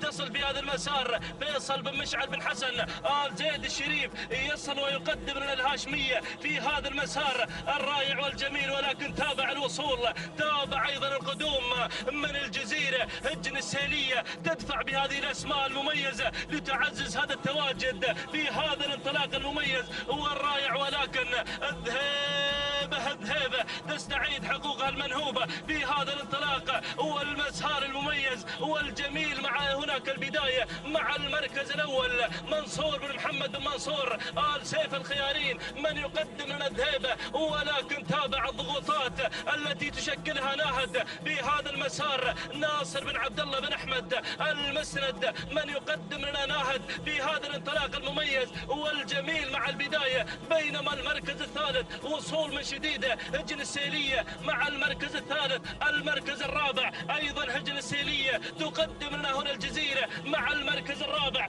المركز الخامس ناخذ المركز الخامس، وصلت هنا في هذا الانطلاق وتقدمت مشاهدينا الكرام الحذرة راشد بن حمد بن جار الله المري. يصل الضيوف القادمين من دولة الكويت الشقيقة وخصيصا ميدان الشهيد يحضرون في هذا المسار. نتابع المركز الخامس، وصلت قماشة ناصر بن عبد الله بن أحمد المسند مع المركز الخامس. يا اسماء تشارك في هذا الشوط مشاهدينا الكرام. ولكن الذهيبة مع البداية، الذهيبة مع المركز الأول بشعارك يا الخيارين، شعار صايد الرموز. يقدم لنا الذهيبة منصور بن محمد بن منصور آل سيف الخيارين وغانم بن منصور، من يتابع هذا الشعار يتابع الذهيبة التي تدشن أجواء الكيلومتر الأخير. الخطير يا صايد الرموز، حافظ على هذا المستوى هناك مع البداية مع المركز الأول الذهيبة. بينما نتابع هنا من تتقدم في هذا المسار شديدة هجن السيلية مع ثاني التحديات. المركز الثالث أيضا هجن السيلية تقدم لنا الجزيرة. المركز الرابع قماشه ناصر بن عبد الله بن احمد المسند، ولكن شوف اللي وصلت في هذا المسار. تقدمت الحذره راشد بن حمد بن جار الله المري ووصل شعار الانيق يدفع باحد الاسماء المميزه، وصلت في هذا المسار وتقدمت دامسه ناصر بن عبد الله بن احمد المسند من يقدم لنا دامسه، ولكن البدايه يبدو لي الشوط سيلاوي الشوط في هذا المسار من خلال تواجد هذا الشعار الكبير والمميز مع البدايه مع المركز الاول. شديده شديده شديده يحضر هذا الشعار الذي قدم لنا ايضا احد الاسماء الكبيره مع الشوط الاول الرئيسي للزمول في هذا الانطلاق. يقدم لنا ايضا احد الاسماء المميزه التي يمتلكها هذا الشعار، شعار عبد الله بن سعيد العيده اللورد من يقدم لنا شديده مع البدايه. هجن السيليه تحكم القبضه على ناموس هذا الشوط والعصا في الابطال بدون اوامر. سلام هجن السيليه، سلام سلام للعيده، سلام على هذا الاداء المميز المالك لهذا الشعار، المالك ايضا لشديده. تهانينا والناموس وسلام شديده، سلام هجن السيليه على هذا الفوز وهذا الانتصار بدون اوامر. تهانينا والناموس المركز الثاني. وصلت الحذر راشد بن حمد بن جار الله المري المركز الثالث. كان الوصول من الذهيبه لايضا منصور بن محمد بن منصور الشيب الخيارين المركز الرابع. المركز الرابع وصلت قماشه ناصر بن عبد الله بن احمد المسند المركز الخامس. المركز الخامس كان الوصول من الجزيرة لهجن السيلية. هكذا مشاهدينا الكرام متابعين الأفاضل تابعنا هذا الشوط، ولكن حضرت هجن السيلية لتقدم لنا أحد الأسماء المميزة والجميلة في هذا الانطلاق الرائع والجميل. حضرت شديدة لتكون بطلة هذا الشوط. 12 دقيقة 45 ثانية 23 جزء من الثانية. تهانينا والناموس لهجن السيلية على هذا الفوز وهذا الانتصار والنقطة الثانية لهذا الشعار. بينما نتابع المركز الثاني وصل الضيوف ايضا ابناء ميدان الشهيد يقدمون لنا ايضا لنا هذا الانطلاق المميز من خلال تواجد الحذره. توقيت الزمن 12 دقيقه 48 ثانيه 94 جزء من الثانيه. تهانينا والناموس لراشد بن حمد بن جار الله المري. بينما المركز الثالث من وصلت مع المركز الثالث مشاهدينا متابعينا الكرام كان الوصول ايضا من الذهيبه بشعار الخيارين. توقيت الزمني لحظه وصولها الى خط النهايه 12 دقيقه 54 ثانيه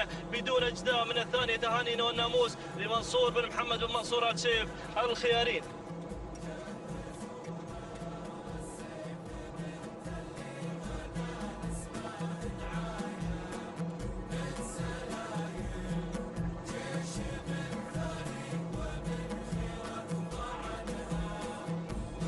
بسم الله الرحمن الرحيم.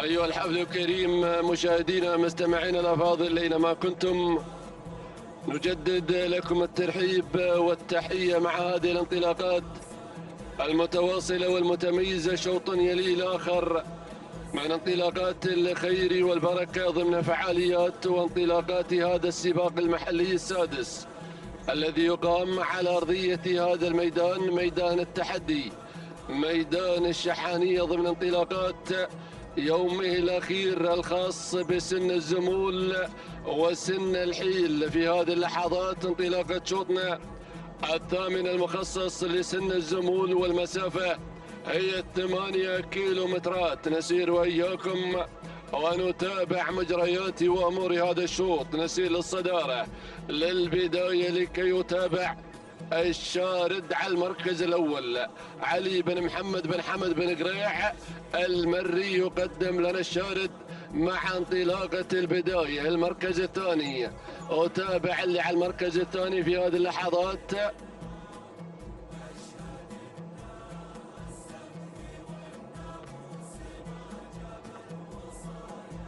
المركز الثاني يتابع في هذه اللحظات مخرب على المركز الثاني بشعار الأنيق ناصر بن عبد الله بن أحمد بن عبد الله المسند. يقدم لنا شعاره ويقدم لنا مخرب مع المركز الثاني.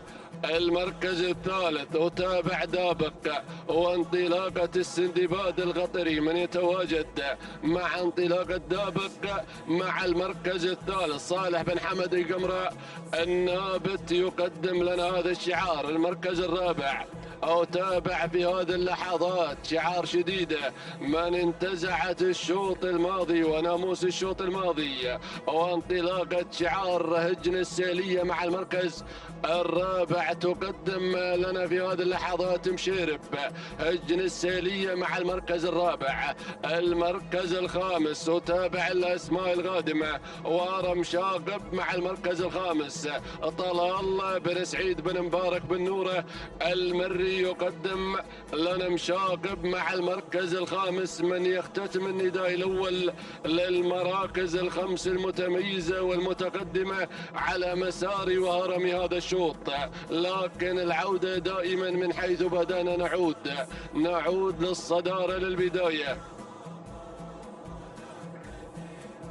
لكي يتابع في هذه اللحظات الشارد على المركز الأول وانطلاقة علي بن محمد بن حمد بن قريع المري يقدم لنا الشارد، ولكن أتابع التسلل الناعم في هذه اللحظات من الجانب الأيمن من قبل مخرب بشعار ناصر بن عبد الله المسند. يقدم لنا مخرب من غير الأمور، انتقل للصدارة للبداية الأولى، انتقل للمركز الثالث لكي يشاهد وإياكم بهذه اللحظات اللي على المركز الثالث من خلال هذا التقدم يصل السندباد لكي يقدم لنا دابق صالح بن حمد بن قمرة النابت مع المركز الثالث.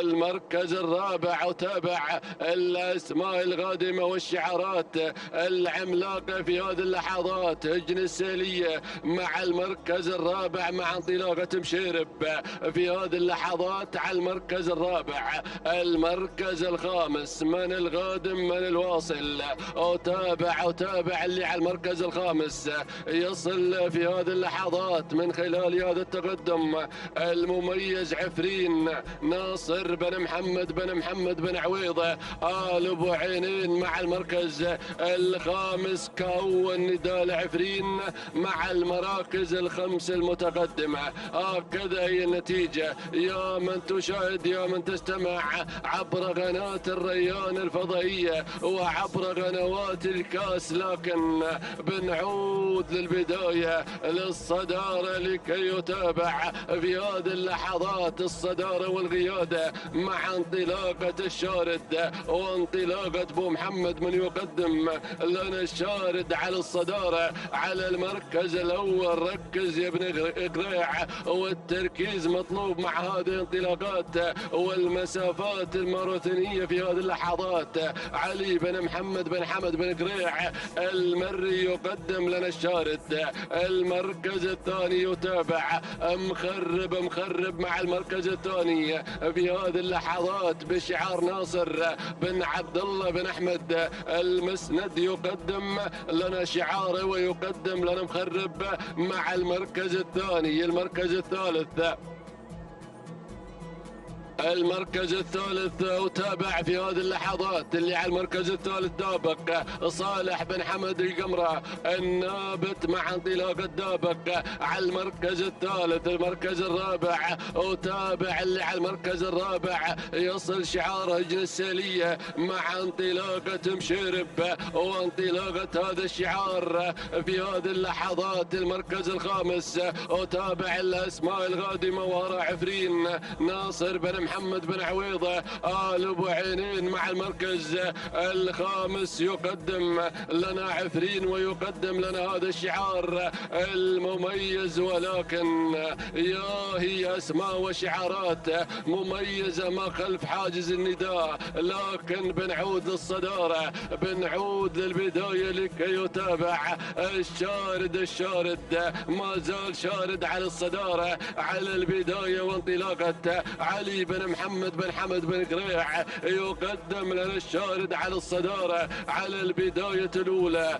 المركز الثاني وتابع المراقبة في هذه اللحظات من قبل مخرب من يراقب الأمور ويراقب الأوضاع في هذه اللحظات بشعار ناصر بن عبد الله بن أحمد المسند مع المركز الثاني.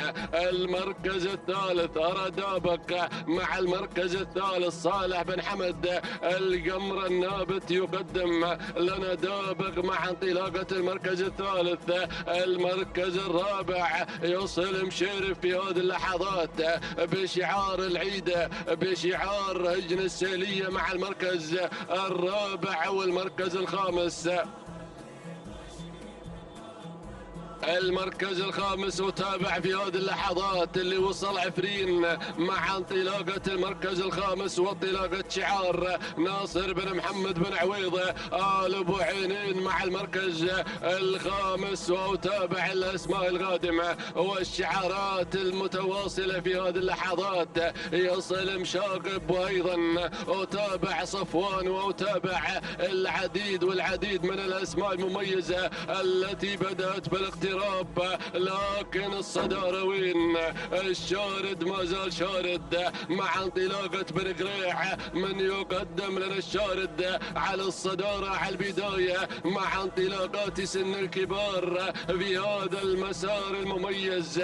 وتابع الشارد على الصدارة على المركز الأول علي بن محمد بن حمد بن قريع يقدم لنا الشارد، ولكن مشيرب بدأ بالاقتراب رويدا نحو الصدارة، نحو في هذه اللحظات المسار الأول وانطلاقة هجن السيلية من تقدم لنا مشيرب مع المركز الثاني. المركز الثالث مخرب ناصر بن عبد الله بن أحمد المسند مع المركز الثالث. المركز الرابع وتابع بن عويضة من يقدم لنا شعار ويقدم لنا عفرين ناصر بن محمد بن عويضة آل ابو عينين. والمركز الخامس من الغادم الله يا هذا الغدوم يصل بالنايفة مع الباز احد الطيور الجارحة في هذه اللحظات حمد بن عبد الهادي بن محمد بن مبارك بن نايف يقدم لنا الباز من يحلق مع المركز الخامس. لكن بنعود للصدارة للبداية لكي يتابع الشارد ما زال صامد صمود الابطال على الصدارة على المركز الاول علي بن محمد بن حمد بن قريع يقدم لنا الشارد. المركز الثاني مشيرب مع المركز الثاني بشعار هجن السيلية. والمركز الثالث وتابع مخرب وانطلاقة الانيق ناصر بن عبد الله بن احمد المسند. والمركز الرابع وتابع في هذه اللحظات عفرين مع المركز الرابع وانطلاقة ناصر بن محمد بن عويضة آل ابو عينين. ولكن يصل الخطر الاكيد في هذه اللحظات، يصل الباز، يصل بالنايفة يقدم لنا الباز مع المركز الخامس وانطلاقة شعار حمد بن عبد الهادي بن محمد بن مبارك بن نايفة. ولكن الشارد يا اخواني بالصدارة على الصدارة على البداية. وتابع الباز قادم وانطلاقة بالنايفة بن قريع وتابع العيدة وايضا بن عويضة والمسند 5 زمول في موقع واحد. لكن الشارد على الصدارة، الشارد على البداية مع الاداء المتميز حتى هذه اللحظات مع استفتاح الكيلومتر الاخير ما تبقى على الفوز على الانتصار. وتابع مشيرب من العمق وانطلاقة شعار هجن السيلية في هذه اللحظات تبحث عن الهاتريك، عن النقطة الثالثة الصباحية لهذا الشعار المميز. وتابع مخرب وتابع الشارب اللحظات الأخيرة في هذه اللحظات. الله هدير الزمول في اللحظات الأخيرة ما بين المسند، ما بين العيدة، ما بين مخرب، ما بين انطلاقة بشيرب في هذه اللحظات. لكن خرب الأمور وراح مع الصدارة مع البداية ناصر بن عبد الله المسند. الشارد عاد بن قريع الله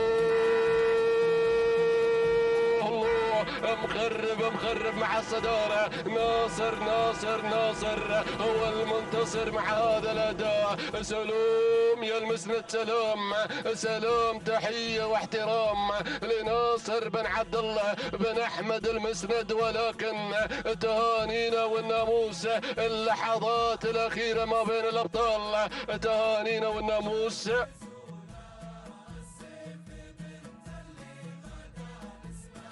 إذا مشاهدينا مستمعينا الأفاضل، كان الدخول جماعي ما بين الشارد ومخرب في اللحظات الأخيرة. تهانينا والناموس. المركز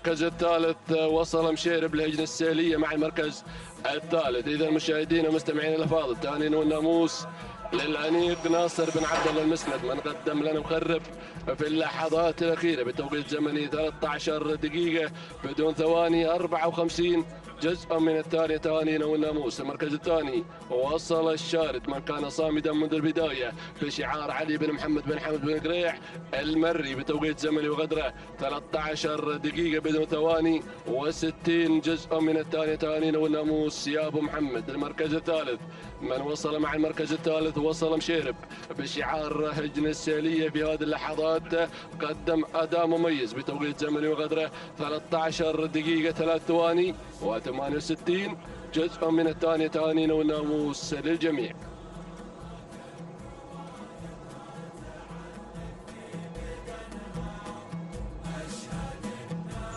السلام عليكم ورحمة الله وبركاته. إليكم مشاهدينا ومتابعينا الكرام، انطلق هذا الشوط التاسع والمخصص للحيل والمسافة 8 كيلومترات. نتابع وإياكم في هذه اللحظات هذا الانطلاق والاندفاع. نشاهد هذه الأسماء المنطلقة والمندفعة. هنا المركز الأول والصدارة مع المقدمة. نتابع وإياكم في هذه اللحظات المركز الأول. هنا من تتسلل من الجانب الأيمن شعار سجل السيلية والقدوم في المركز الأول.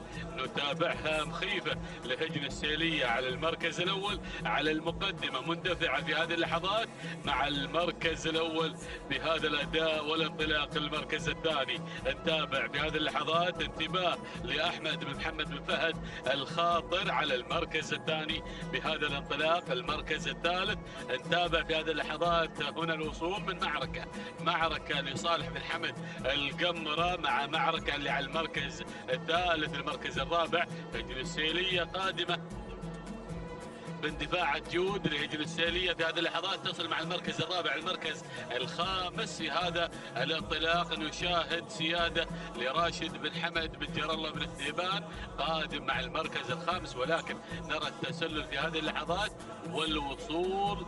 من اللي قادمة في هذه اللحظات؟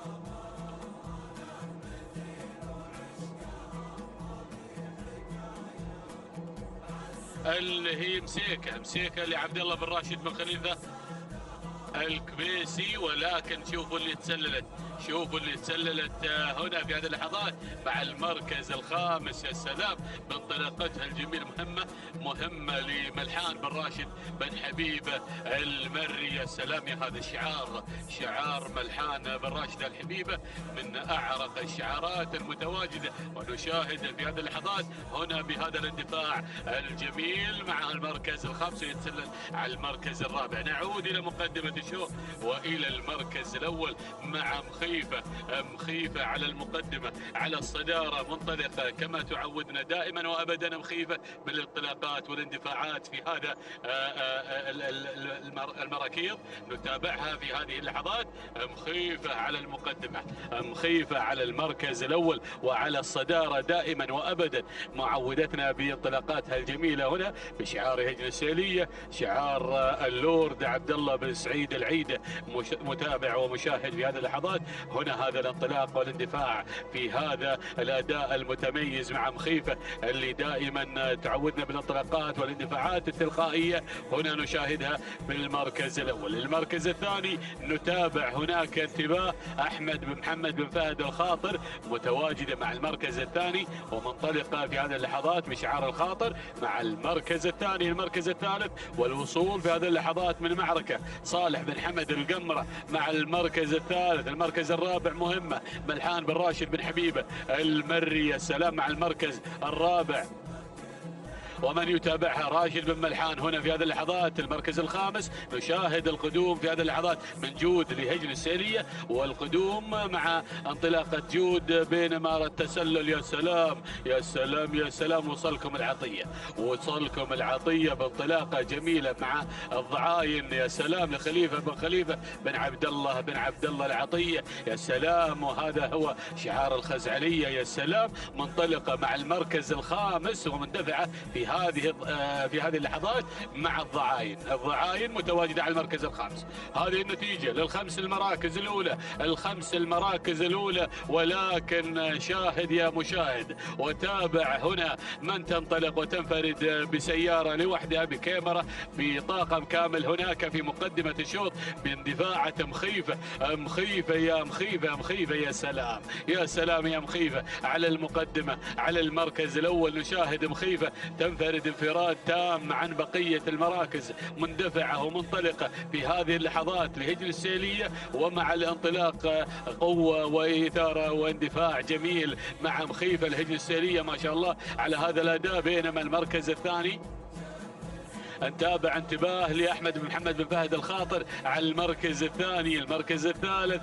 نشاهد هنا في هذه اللحظات معركة لصالح بن حمد القمرة وبقيادة المحمداني. يا سلام يا سلام على المركز الثالث. المركز الرابع نشاهد القدوم من الضعاين لخليفة بن خليفة العطية. يا سلام مع المركز الرابع. المركز الخامس هذه مهمة قادمة مع شعار ملحان بن راشد بن حبيبة المري. يا سلام يا هذا الشوط والاندفاع. نتابع هناك اسماء قادمة في هذه اللحظات، ولكن نعود مع المقدمة، نعود مع الصدارة ومع الاندفاع في هذه اللحظات ونعود إلى مقدمة الشوط. نشاهد وين اندفاعته ما شاء الله تبارك الله بفارق ما يقارب 100 متر، ما يفارق أيضا هنا في هذه اللحظات تفارق هنا نتابعها بفارق 100 متر عن بقية المراكز. ما شاء الله يا مخيفة يا سلام يا سلام بهذا الأداء بهذا التحدي بهذه المنافسة القوية. يا سلام وحاصلة، وهنا نتابعها من تحصل على نقطة في مهرجان المؤسس. يا سلام يا سلام يا مخيفة، وشكرا يا كمبيوتر الشحانية، شكرا على هذه المعلومات. أول بأول نشاهد مخيفة صاحبة الانطلاقات الذاتية، الاندفاع الذاتي في مقدمة هذا الشوط، منطلقة مخيفة مع المركز الأول. بينما معركة على المركز الثاني نتابع معركة اللي بالمركز الثاني هذه اللحظات اللي صالح بن حمد القمرة بقيادة المحمداني، ولكن شاهد الضعاين قادمة مع هذا الشعار نار على علم. هذا الشعار اللي دائما يفاجئنا نشاهد في هذه اللحظات.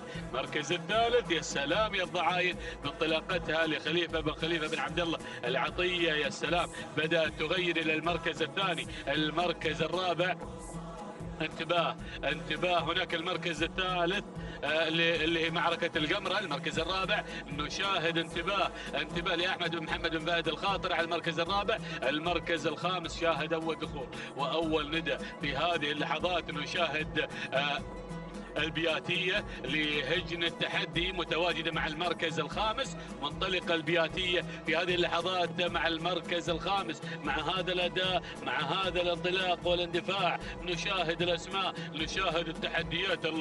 الله يا البياتية مع خامس المراكز. ولكن نعود إلى المقدمة أو المركز الرابع في هذه اللحظات. المركز الخامس وصول جديد من سيادة راشد بن حمد بن جر الله بن حديبان قادم مع المركز الخامس في هذه اللحظات. ومع هذا الاندفاع. نعود إلى مقدمة الشوط، نعود إلى المركز الأول، إلى الصدارة، إلى التحدي، إلى مخيفة. مخيفة يا سلام يا مخيفة، المنطلقة المندفعة دائما نشاهدها، نشاهد اندفاعاتها ما شاء الله تبارك الله، عصاتها مثبتة في بطانها. وإن سألتونا عن الموقع فنحن على إقبال ومشارف الكيلوين المتبقية إلى النهاية، إلى الفوز، إلى الناموس، إلى التحدي. هنا نشاهد هذا الاندفاع مع مخيفة اللي بالمركز الأول، وفي الصدارة نشاهدها لهجن السيلية مع أحد عمالقة الملاك هناك عبد الله بن سعيد العيد. يا سلام يا سلام الله على هذا الأداء والتميز هنا في هذه اللحظات بهذا الشعار السيناوي. المركز الثاني نتابع في هذه اللحظات المركز الثاني الضعاين مع مالكة خليفة بن عبد الله العطية على المركز الثاني. هنا منطلقة المركز الثالث، نتابع معركة صالح بن حمد القمرة وبقيادة المحمداني المركز الثالث. المركز الرابع بينما نشاهد هذه اللحظات هنا البياتية قادمة مع المركز الرابع وبهذا الشعار، شعار هجن التحدي. المركز الخامس شوفوا اللي أول ندى بقدومها في هذه اللحظات.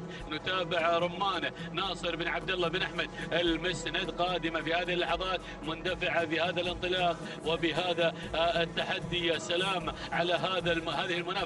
ولكن نعود إلى المقدمة، نعود إلى الصدارة، إلى مخيفة يا مخيفة هناك في المقدمة وفي الصدارة نشاهد مخيفة. السلام مع هذا الاندفاع يا مخيفة في المركز الأول، وفي الصدارة نشاهد مخيفة، نشاهد أدائها وتميزها في هذه اللحظات. يا سلام يا سلام يا سلام. هنا مع العيد نشاهدها، نشاهد اندفاعها بدون أي تعليمات تذكر عليها مخيفة اللي في مقدمة الشوط. بينما المركز الثاني نتابع هناك الضعاين لخليفة بن عبد الله العطية على المركز الثاني. المركز الثالث وصلت رمانة لناصر بن عبد الله بن أحمد المسند بقيادة البروفيسور. السلام هناك في هذه اللحظات من سجل نقاط العمانيات. بينما نشاهد في هذه اللحظات هنا الوصول مع معركة صالح بن حمد القمرة المركز الخامس. نشاهد في هذه اللحظات هناك البياتية هجن التحدي والشايبة الهجن التحدي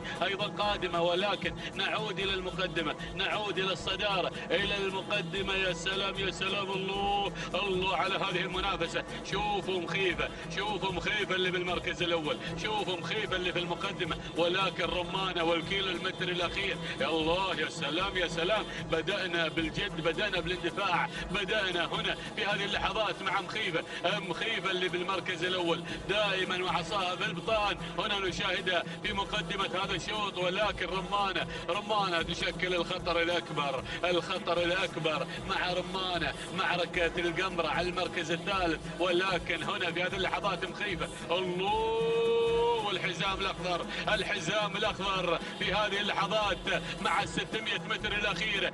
نشاهد هنا القدوم. ولكن الله يا الضعاين قادمة هنا بشعار العطية. ولكن الله مخيفة رمانة قادمة. يا سلام يا رمانة. بدأت رمانة تتسلل في دورها، بدأت في هذه اللحظات، بدأت بالقدوم مخيفة.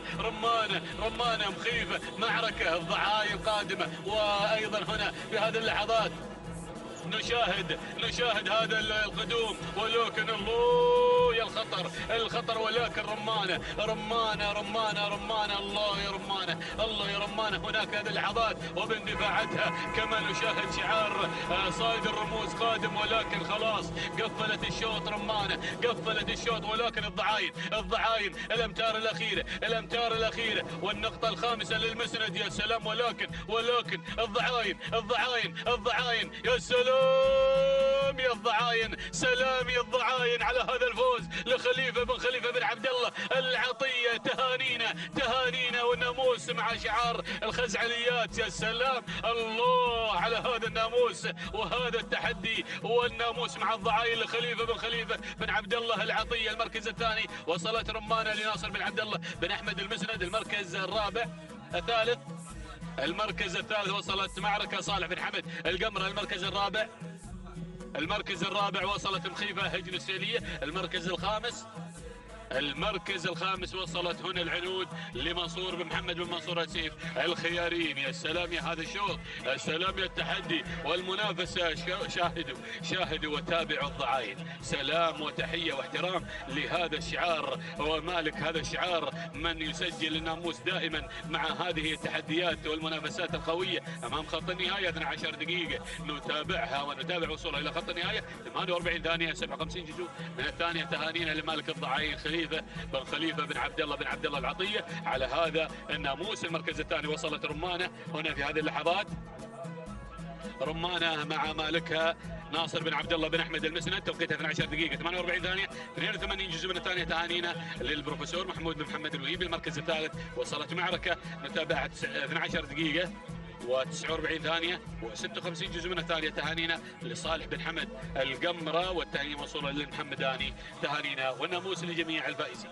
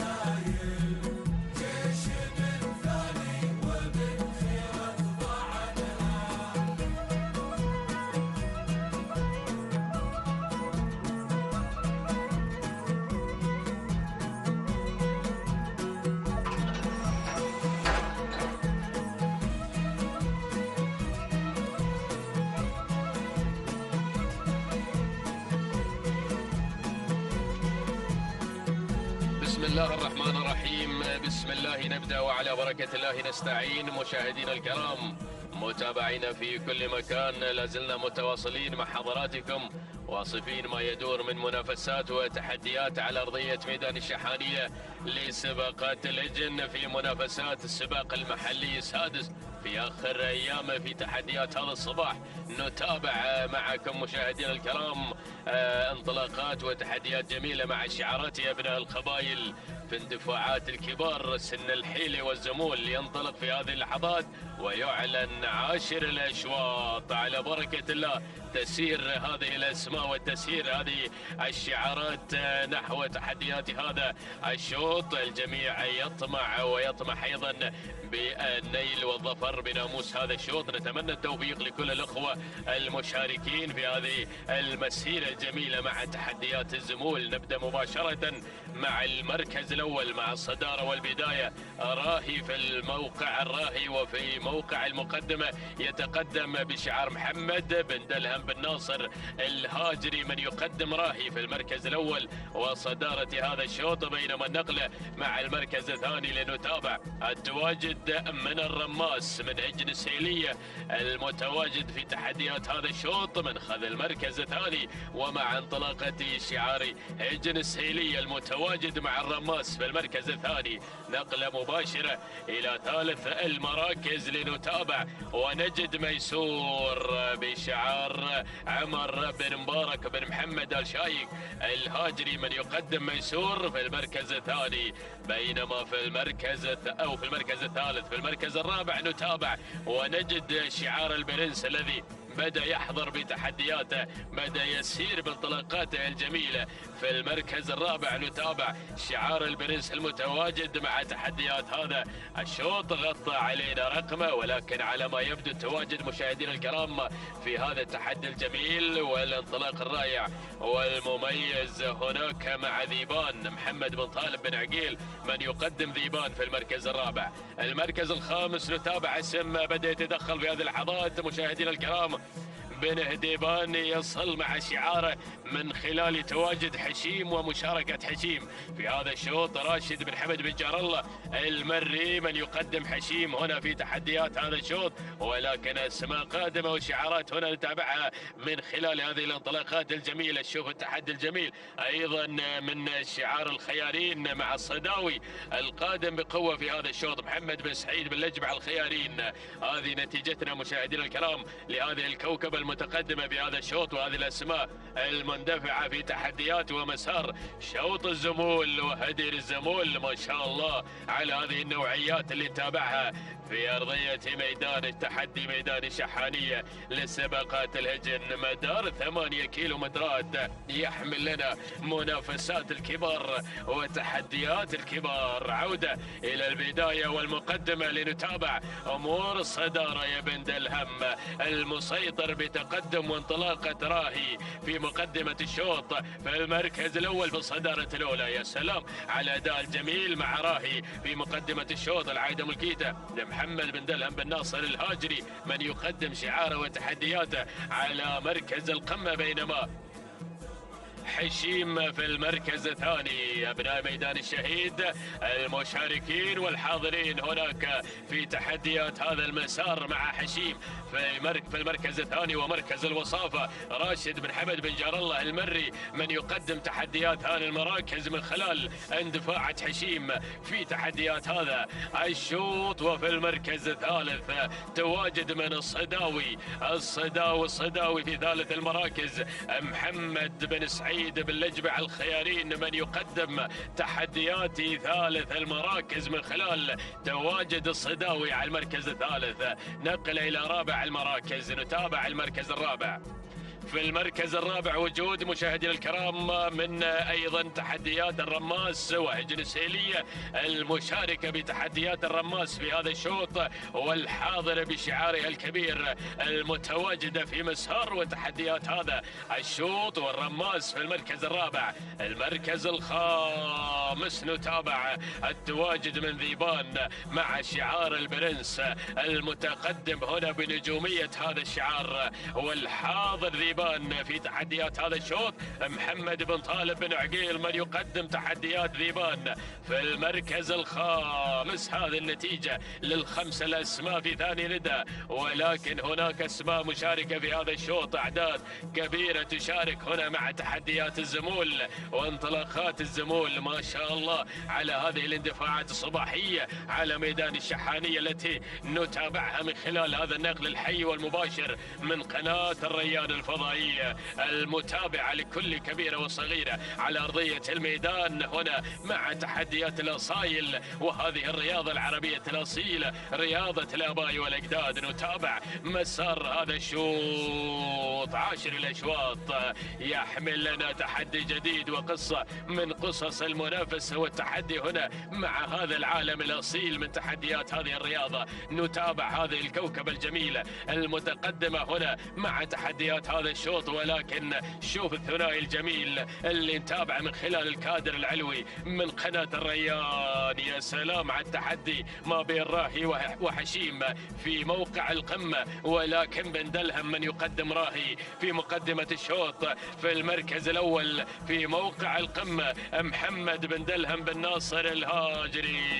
يلا يا بن دلهم، جماهير هذا الشعار يطالبونك بسلام هنا في تحديات هذا الشوط مع راهي وانطلاقة راهي هنا مع لوحة ال4 كيلومترات. نتابع راهي اللي جاوز هنا بقوة في تحديات هذه الأمتار الجميلة مع ال4 كيلومترات المتبقية من عمر هذا الشوط، ولكن شعار بن هديبان. يا سلام يا حشيم، يا حشيم المتواجد في هذا الشوط. حشيم في المركز الثاني، راشد بن حمد بن جار الله المري من ينطلق مع حشيم على المركز الثاني. يبغى السلامات إلى أبناء ميدان الشهيد، أبناء الكويت الحاضرين مع تحديات هذا الشوط، ولكن الصداوي ديروا بالكم من الصداوي، خطير شعار الخيارين المتواجد في هذا الشوط مع الصداوي. محمد بن سعيد بن لجبع الخيارين من يقدم تحدياته على المركز الثالث في انطلاقة هذا الشوط، ولكن الرماس هناك أيضا المتواجد في تحديات هذا الشوط من هجن السيلية. ومن هناك نتابع ذيبان يا شعار البرنس المنطلق هنا مع تحديات هذا الشوط. هو الآخر يراقب الموقف، يتابع هذه التحديات الجميلة. موقعه في المركز الخامس أو في المركز الرابع، غير في هذه اللحظات إلى رابع المراكز. نتابع ذيبان مشاهدينا الكرام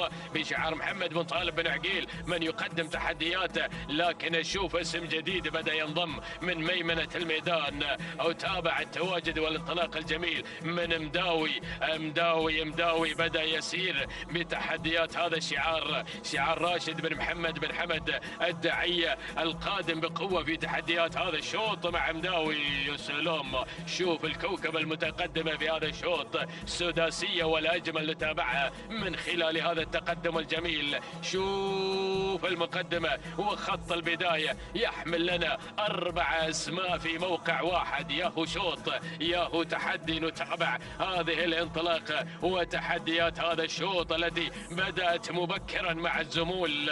يا سلام يا سلام يا سلام، أجواء ولا أروع على ميدان الشحانية، أجواء ولا أجمل مع تحديات الكبار، مع انطلاقات الكبار، ولكن شوط الزمول. يا سلام، وهدير الزمول هنا مع انطلاقة هذا المسار الجميل. شوف المقدمة، شوف الصدارة، شوف التحدي الجميل في الكادر العلوي. نتابع 6 مراكز في موقع واحد، دليل على قوة المنافسة والتحدي في هذا الشوط. 10 الأشواط مع هذه النجومية الرائعة. المقدمة والصدارة، مداوي غير مباشرة، اقتحم إلى مقدمة الشوط بشعار الداعية. ركز يا الداعية مع المسار مع مداوي. راشد بن محمد بن حمد بن محمد الداعية من يقدم تحدياته مع مداوي في المركز الأول والصدارة، بينما المركز الثاني أتابع هنا في ثاني المراكز راهي في المركز الثاني بشعار محمد بن دلهم بن ناصر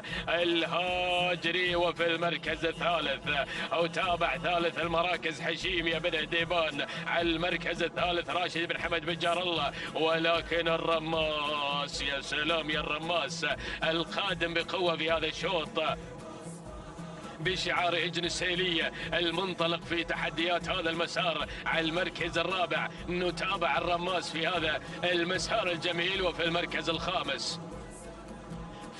الخامس نتابع الصداوي على المركز الخامس. محمد بن سعيد بن لجبع الخيارين من ينطلق بالصداوي على المركز الخامس في مسار وانطلاقة هذا الشوط، ولكن على مشارف 1500 متر الأخيرة يا يدعية المنطلق مع تحديات مداوي في المركز الأول. راشد بن محمد بن حمد بن محمد الدعية من يسير بمداوي في مركز القمة والصدارة.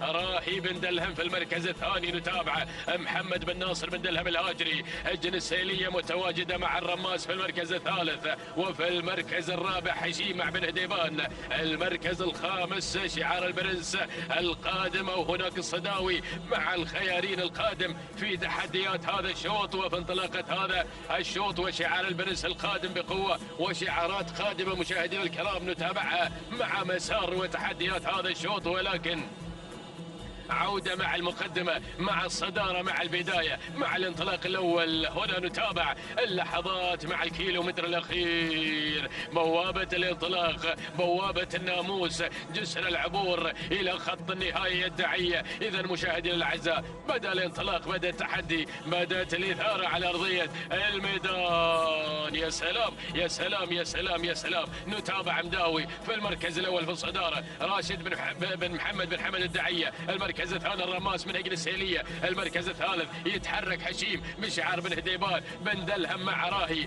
في المركز الرابع. يا سلام، بدأ الانطلاق، بدأ التحدي، بدأت السرعة. هجن السيلية تعزز الموقف مع تقدم اسمين القادمة هناك في المركز الخامس مع ومضان وتحديات قابس. أو هناك نتابع الأسماء القادمة، عودة إلى المقدمة إلى الصدارة. يا سلام يا مداوي، لحظة الانطلاق، لحظة الأوامر والتعليمات. الحزام الأخضر ومداوي والدعية في المقدمة والصدارة. الرماس خطير، الرماس هجن السيلية. يا سلام، أدير الزمول.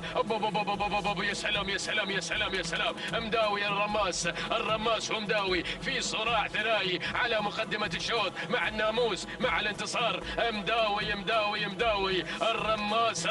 الرماس. الصراع المرير ما بين الاسمين، ما بين الرماس ما بين مداوي. هجن السيلية والدعية في محك حقيقي هنا مع اللحظات الأخيرة، مع الأمتار الذباحة. ولكن الرماس وهجن السيلية، الرماس مع الناموس، الرماس مع الانتصار. سلام صاحب الميدالية الذهبية في بطولة الخليج في ميدان الشهيد. يا سلام على النوعيات المميزة من هجن السيلية والرماس. تهانينا والناموس لهجن السيلية هذا الفوز وهذا الانتصار. المركز الثاني من وصل مداوي راشد بن محمد بن حمد بن محمد الدعية. المركز الثالث وصل راهي لمحمد بن دلهم بن ناصر بن علي الهاجري. المركز الرابع وصول من حشيم راشد بن حمد بن جار الله المري. المركز الخامس وصل العديد من هيجن السيلية. هذا نتيجتنا مشاهدينا الكرام. ولكن الرماس مع اللحظات الأخيرة يضيف إنجاز إلى سجله المليء بالإنجازات. لحظة الوصول إلى خط النهاية، معلن الفوز والانتصار وقاطع مسافة 8 كيلومترات في 13 دقيقة 3 ثواني 75 جزءا من الثاني. تهانينا لهجن السيلية هذا الفوز وهذا الانتصار مع الرماس. المركز الثاني وصل مداوي في 13 دقيقة 4 ثواني 9 من الأجزاء من الثاني. تهانينا والناموس لراشد بن محمد بن حمد بن محمد الدعية على فوز مداوي بالمركز الثاني. أما ثالث المركز الثالث وصول من راهي وتوقيته الزمني قطع مسافة 8 كيلومترات. لحظة الوصول نتابع راهي مشاهدينا الكرام، متابعينا الأفاضل بشعار بن دلهم المنتزع. المركز الثالث محمد بن دلهم بن ناصر الهاجري يصل إلى خط النهاية في 13 دقيقة و13 ثانية 73 جزء من الثاني. تهانينا والناموس لمحمد بن دلهم بن ناصر الهاجري على فوز راهي بالمركز الثالث.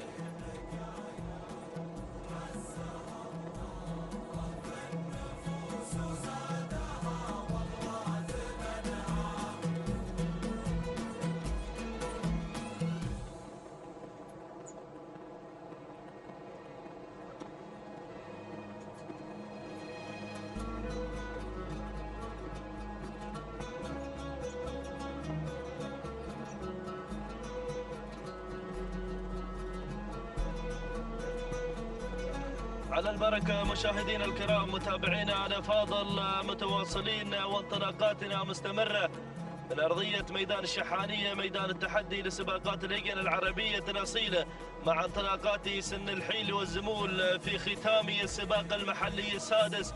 وانطلاقات سن الحيل والزمول ينطلق الشوط 11 الخاص بالحيل. مشاهدينا الكرام، نسير مع هذا الشوط الذي يحمل لنا أيضا هذه الشعارات المميزة والكبيرة الحاضرة بتحدياتها الرائعة والجميلة من خلال هذا التواجد الجميل والمميز هناك مع هذا المسار. نتابع المركز الأول، أول الأسماء الحاضرة والمنطلقة مع بداية هذا الشوط. من تأتينا هنا متعبة خليفة بن حمد وخليفة العطية، شعار الجريان، من يقدم لنا تحدياته المميزة والجميلة من خلال تواجد متعبة مع المركز الأول. بينما نتابع المركز الثاني، ناخذ المركز الثاني من تتقدم هنا في هذا الانطلاق مع ثاني التحديات. مشاهدينا الكرام، قدوم من مواري من تتقدم مع المركز الثاني بشعار سعود بن ناصر بن كليفيخ العتيبي، من يقدم لنا مواري بتحدياتها المميزة والجميلة. بينما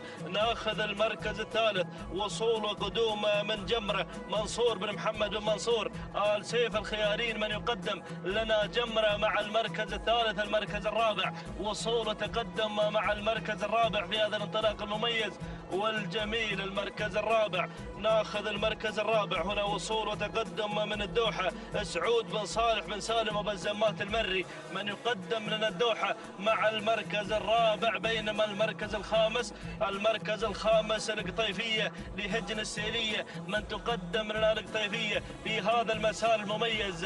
هذا الشعار الذي أيضا خطف 3 نقاط في صباح هذا اليوم، وأيضا يطمع بالمزيد في هذا الانطلاق والمسار المميز، شعار هجن السيلية الذي أيضا يقدم لنا هذه الأسماء والنوعيات المميزة. هكذا هي 5 الأسماء الأولى مشاهدينا متابعينا الكرام، ال5 الأسماء المتقدمة في هذا المسار المميز والجميل والرائع. ولكن العودة مع البداية مع المركز الأول وصدارة هذا الشوط متعبة مع البداية، هي القائدة لهذا المسار المميز خليفة بن حمد بن خليفة العطية، وأيضا بمتابعة المغامر سعيد بن بطل زعبي، من يتابع أيضا انطلاقة مشاهدينا الكرام متعبة مع المركز الأول وصدارة هذا الشوط. بينما المركز الثاني، ناخذ المركز الثاني من تتقدم في هذا المسار مواري العتيبي، مواري من يقدم لنا مواري بتحدياته المميزة سعود بن ناصر بن كليفيخ العتيبي، الذي يقدم لنا انطلاقة مواري مع المركز الثاني. ولكن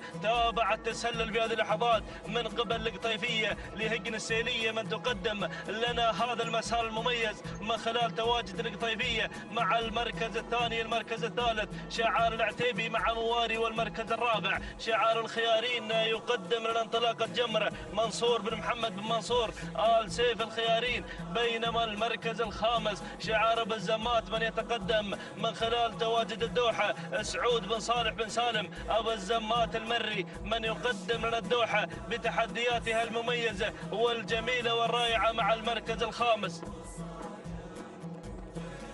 هكذا هي الأسماء ال5 الأولى المتقدمة في هذا الانطلاق الرائع والجميل الحاضر بتحدياتها المميزة والجميلة في مسار 8 كيلو مترات، المسافة الخاصة بسن الكبار. مشاهدينا متابعينا الكرام، ودائما يحلو الرقص مع الكبار في هذه المسافات الطويلة. أيضا نعود مشاهدينا الكرام، نعود مع المركز الأول مع متعبة مع البداية، متعبة مع صدارة هذا الشوط، شعار الجريان، من يقدم لنا متعبة خليفة بن حمد بن خليفة العطية، من يقدم لنا هذا الأداء المميز والجميل والرائع مع متعبة مع المركز الأول. المركز الثاني القطيفية لهجن السيلية، من تتقدم في هذا المسار المميز والجميل. المركز الرابع، وصول وتقدم هو الثالث، هنا مواري سعود بن ناصر بن كليفيخ العتيبي. بينما أتابع الوصول، مرحبا بالذيبة، مرحبا بالذيبة، من وصلت في هذا المسار لهجن السيلية، ذيبة السيلية، من تتقدم في هذا المسار المميز والجميل الجميلة تحضر الذيبة بشعار السيلاوي في هذا الانطلاق الرائع والجميل. هنا مع المركز الثالث في هذا المسار، المركز الرابع شعار العتيبي سعود بن ناصر بن كليفيخ العتيبي من يقدم لنا مواري أيضا بو ناصر في هذا المسار. نتابع المركز الخامس، المركز الخامس وصول تقدم من الدوحة سعود بن صالح بن سالم أبا الزمات المري من يصل مع المركز الخامس، مقدمة لنا الدوحة بتحدياتها الرائعة والجميلة مع المركز الخامس دوحة المحبة والسلام. هنا من تنطلق أيضا في هذا المسار المميز والجميل مع المركز الخامس. هذه الأسماء الخمسة الأولى المتقدمة مشاهدينا متابعينا الأفاضل، ولكن القيادة هناك مع متعبة مع البداية مع المركز الأول وصدارة هذا الشوط بشعار الجريان من يقدم لنا متعبة بتحدياتها المميزة والجميلة. خليفة بن حمد بن خليفة العطية يقدم لنا هذا الأداء المميز والجميل والرائع مع المركز الأول وصدارة هذا الشوط، بينما المركز الثاني القدوم والوصول من القطيفية لهجن السيلية من تتقدم في هذا المسار المميز والجميل. المركز الثالث نتابع المركز الثالث مشاهدينا الكرام، هناك اللي تدخلت الدوحة بتحدياتها المميزة والجميلة والرائعة في هذا المسار بشعار سعود بن صالح بن سالم أبا الزمات المري، بينما نتابع المركز الرابع اللي واصل في هذا المسار. تتقدم هنا مشاهدينا الكرام رحية لهجن السيلية، حضور مكثف من هذا الشعار يقدم لنا هذه الأسماء، يعزز تواجد شعار هجن السيلية من خلال حضور هذه الأسماء الكبيرة الذي يقدمها في هذا المسار. نتابع المركز الرابع شعار بالزمات مع الدوحة، المركز الخامس وصول من شعار العتيبي يقدم لنا مواري، ولكن شوف اللي وصل شعار الأنيق مع عوافي ناصر بن عبد الله بن أحمد المسند، يصل الأنيق أيضا يقدم لنا هذا الأسماء أيضا شعار حضور الكبار في هذا الصباح، قدم لنا النوعيات المميزة والجميلة وخطف 5 نقاط في صباح هذا اليوم. يحضر شعار الأنيق كعادة هذا الشعار الكبير الذي يقدم لنا الأسماء الكبيرة، ويحضر البروفيسور محمود بن محمد بن سالم الوهيبي من يقدم لنا أيضا هذه الأسماء المميزة والجميلة التي يمتلكها هذا الشعار الكبير. ها هي الأسماء الخمسة الأولى المتقدمة مشاهدينا متابعين الكرام، ولكن نعود مع البداية، نعود مع المركز الأول وصدارة هذا الشوط القطيفية ورحية ومتعبة في خط واحد في هذا المسار، شعار الجريان والشعار السيلاوي الذي يقدم أيضا اسمين في هذا المسار، وأيضا وصول من الدوحة بشعار أبا الزمات مع المركز الرابع من خلال تواجد الدوحة سعود بن صالح أبا الزمات المري، والمركز الرابع أو الخامس شعار المسند من يتدخل مع المركز الخامس يقدم لنا أيضا هذا الاسم، بينما العتيبي يقدم لنا مواري سعود بن ناصر بن كليفيخ العتيبي مع المركز الخامس في هذا المسار. هكذا هي الأسماء مشاهدينا متابعينا الكرام عشاق الأصالة محبين رياضة سباقات الهجن العربية الأصيلة، ولكن شعار السيلية يتقدم في هذا المسار مع رحية القائدة لهذا الانطلاق، أيضا القائدة لهذا المسار المميز والجميل هجن السيلية، تقدم لنا أيضا رحية وأيضا من الجانب الآخر القطيفية بنفس الشعار بهذا المسار المميز والجميل والرائع. هجن السيلية تحكم القبض أيضا على المركز الأول والثاني في هذا المسار المميز والجميل. المركز الثالث متعبة بشعار الجريان من يتقدم أيضا هذا الشعار الكبير الذي أيضا يمتلك هذه الأسماء والنوعيات المميزة والجميلة. خليفة بن حمد بن خليفة العطية والمغامر في التضمير سعيد بن بطي الزعبي من يتابع أيضا هذا الشعار ويتابع لنا متعبة، بينما أتابع اللي وصلت، شوف اللي وصلت في هذا المسار الدوحة أيضا بشعار بالزمات، ولكن وصل اسم جديد، وصل بن عقيل يقدم لنا أيضا اسم كبير في هذا الشوط.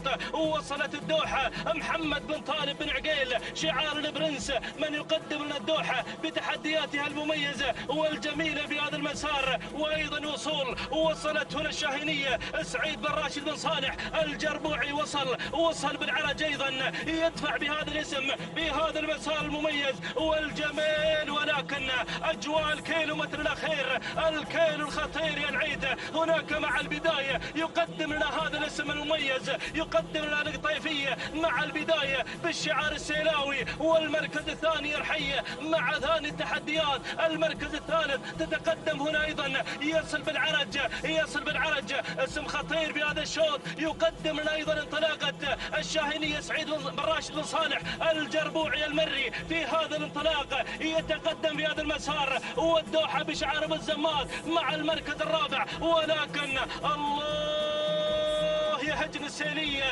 السيلية مع القطيفية في هذا المسار المميز والجميل، دفع تلقائي وذاتي. الله القطيفية وهجن السيلية مع البداية، ولكن دير بالك وصل الجريان، وصل شعار الجريان، يقدم لنا متعبة في هذا المسار المميز والجميل، متعبة وعصاها قوس في هذا المسار بدون أوامر. ولكن السيلية متعبة مع الجريان، قادمة متعبة، ولكن هجن السيلية مع القطيفية تحكم القبضة على ناموس هذا الشوط. سلام وتحية واحترام، ولكن متعبة الجريان سلام الجريان سلام. مشكور يا المغامر، مشكور سعيد بن بط الزعبي من قدم لنا متعبة في هذا المسار. تهانينا والناموس لخليفة بن حمد بن خليفة العطية على هذا الفوز وهذا الانتصار. المركز الثاني وصلت القطيفية لهجن السيلية.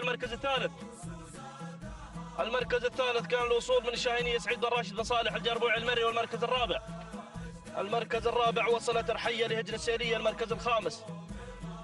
المركز الخامس كان الوصول مشاهدينا الكرام من جمرة منصور بن محمد بن منصور آل سيف الخيارين. هكذا مشاهدينا الكرام متابعين الأفاضل تابعنا هذا الشوط، ولكن حضر شعار الجريان يخطف أيضا ناموس هذا الشوط من خلال تواجد متعبة. تهانينا والناموس لخليفة بن حمد بن خليفة العطية على هذا الفوز وهذا الانتصار، وشكرا لمن قاد متعبة المغامر سعيد بن بط الزعبي من قدم لنا متعبة في هذا المسار المميز والجميل. توقيتها الزمني 12 دقيقة 37 ثانية 63 جزء من الثانية. تهانينا والناموس، وأيضا أفضل توقيت زمني يتسجل مع متعبة. تهانينا والناموس لمالك متعبة خليفة بن حمد بن خليفة العطية، وسلام للجريان سلام. مشكور يا الزعبي على هذا الأداء المميز. المركز الثاني حضرت القطيفية بتوقيت زمني 12 دقيقة 37 ثانية 75 جزء من الثانية. تهانينا والناموس لهجن السيلية. المركز الثالث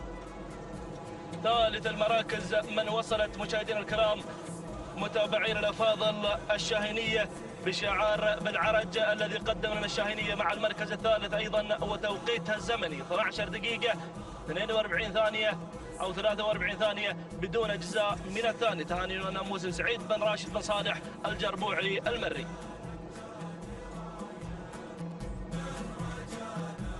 بسم الله الرحمن الرحيم. أيها الحفل الكريم مشاهدينا مستمعينا الأفاضل أينما كنتم، نجدد لكم الترحيب والتحية مع هذه الانطلاقات المتواصلة والمتميزة، شوطا يليه الآخر من انطلاقات الخير والبركة ضمن فعاليات وانطلاقات هذا السباق المحلي السادس ضمن مرحلته الأخيرة وضمن يومه الأخير في هذه اللحظات المخصصة لسن الكبار، وانطلاقة شوط الختام، انطلاقة شوطنا الثاني عشر المخصص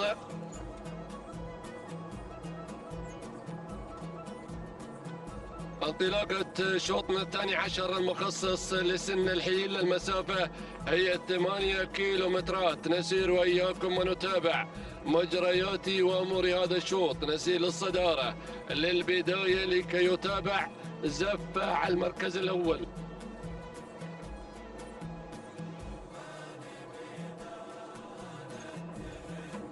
زفة على البداية في هذه اللحظات بشعار ناصر بن عبد الله المسند يقدم لنا زفة ويقدم لنا شعار. المركز الثاني أتابع من خلال هذا التقدم المميز آسيا مع المركز الثاني، وانطلاقة شعار هجن السيلية مع المركز الثاني. ينتقل مباشرة للمركز الثالث لكي يتابع في هذه اللحظات هذا الاسم القادم على المستوى الثالث من خلال هذا التواجد.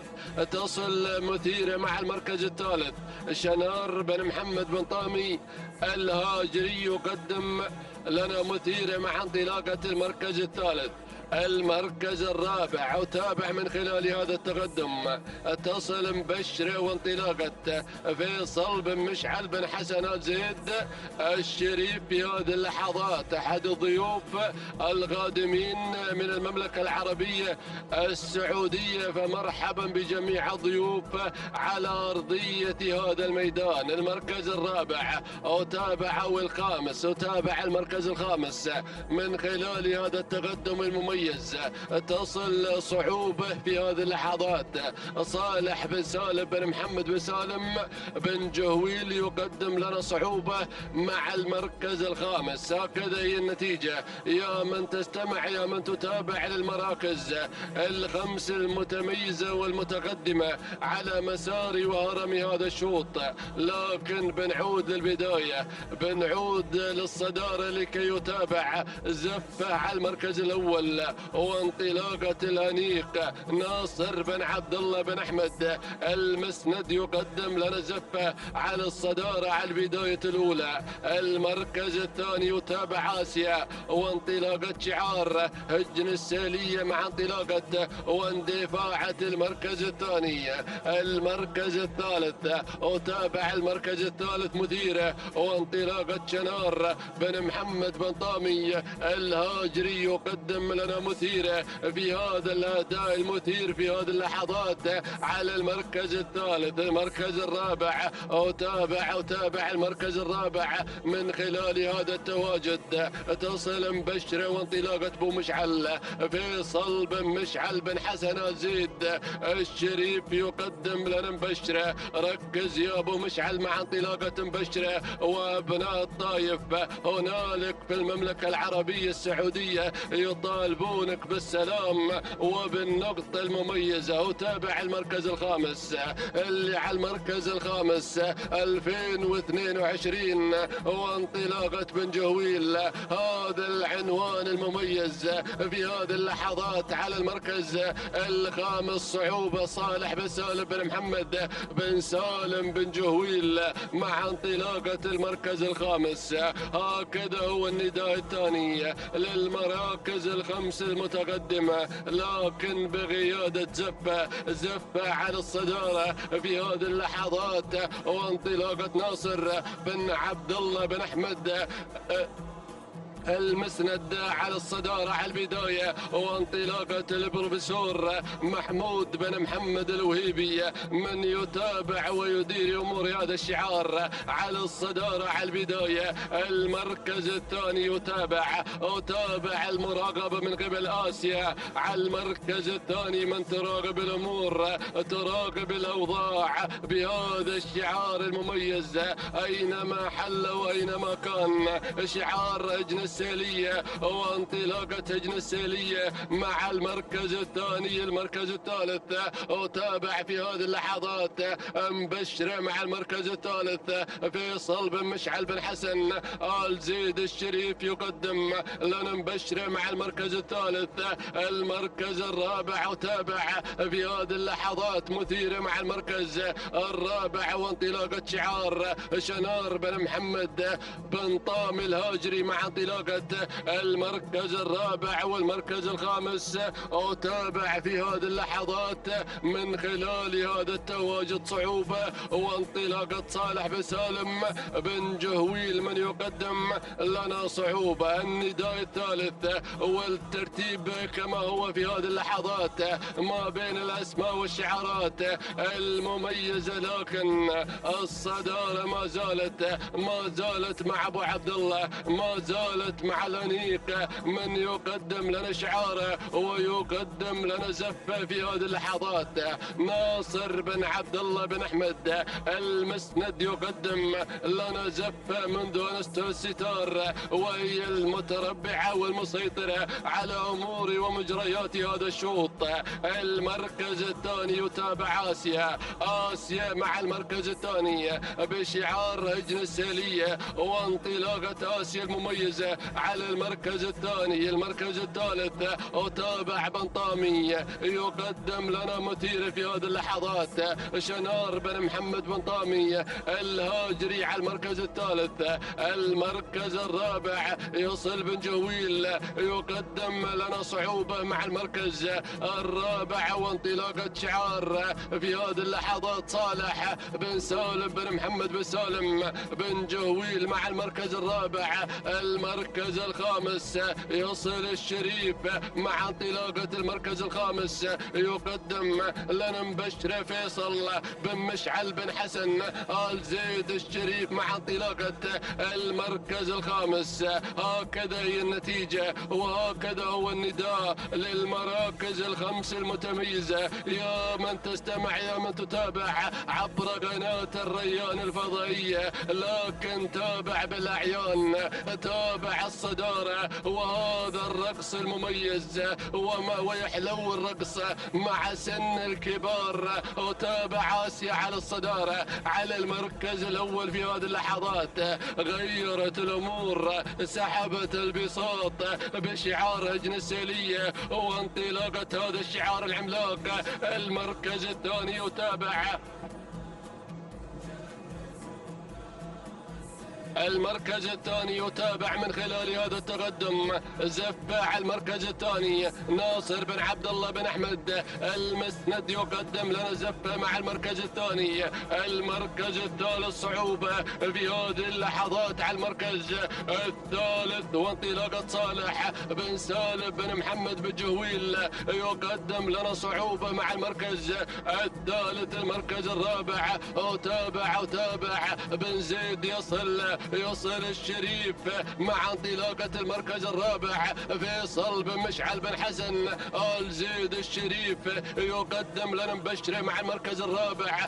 المركز الخامس وتابع مثيرة وانطلاقة بنطامي يقدم لنا مثيرة شنار بن محمد بنطامي الهاجري مع المركز الخامس. هكذا هي الخماسية الألماسية، لكن بنعود للصدارة، بنعود للأبطال لكي يتابع العيدة والمسند وبن جهويل، ولكن هجن السيلية والشعار السيلاوي الغني عن التعريف في هذه اللحظات على الصدارة على المركز الأول يقدم لنا آسيا وانطلاقة شعار هجن السيلية، ولكن أتابع المركز الثاني، أتابع زفة على المركز الثاني ناصر بن عبد الله بن احمد المسند يقدم لنا زفة مع المركز الثاني.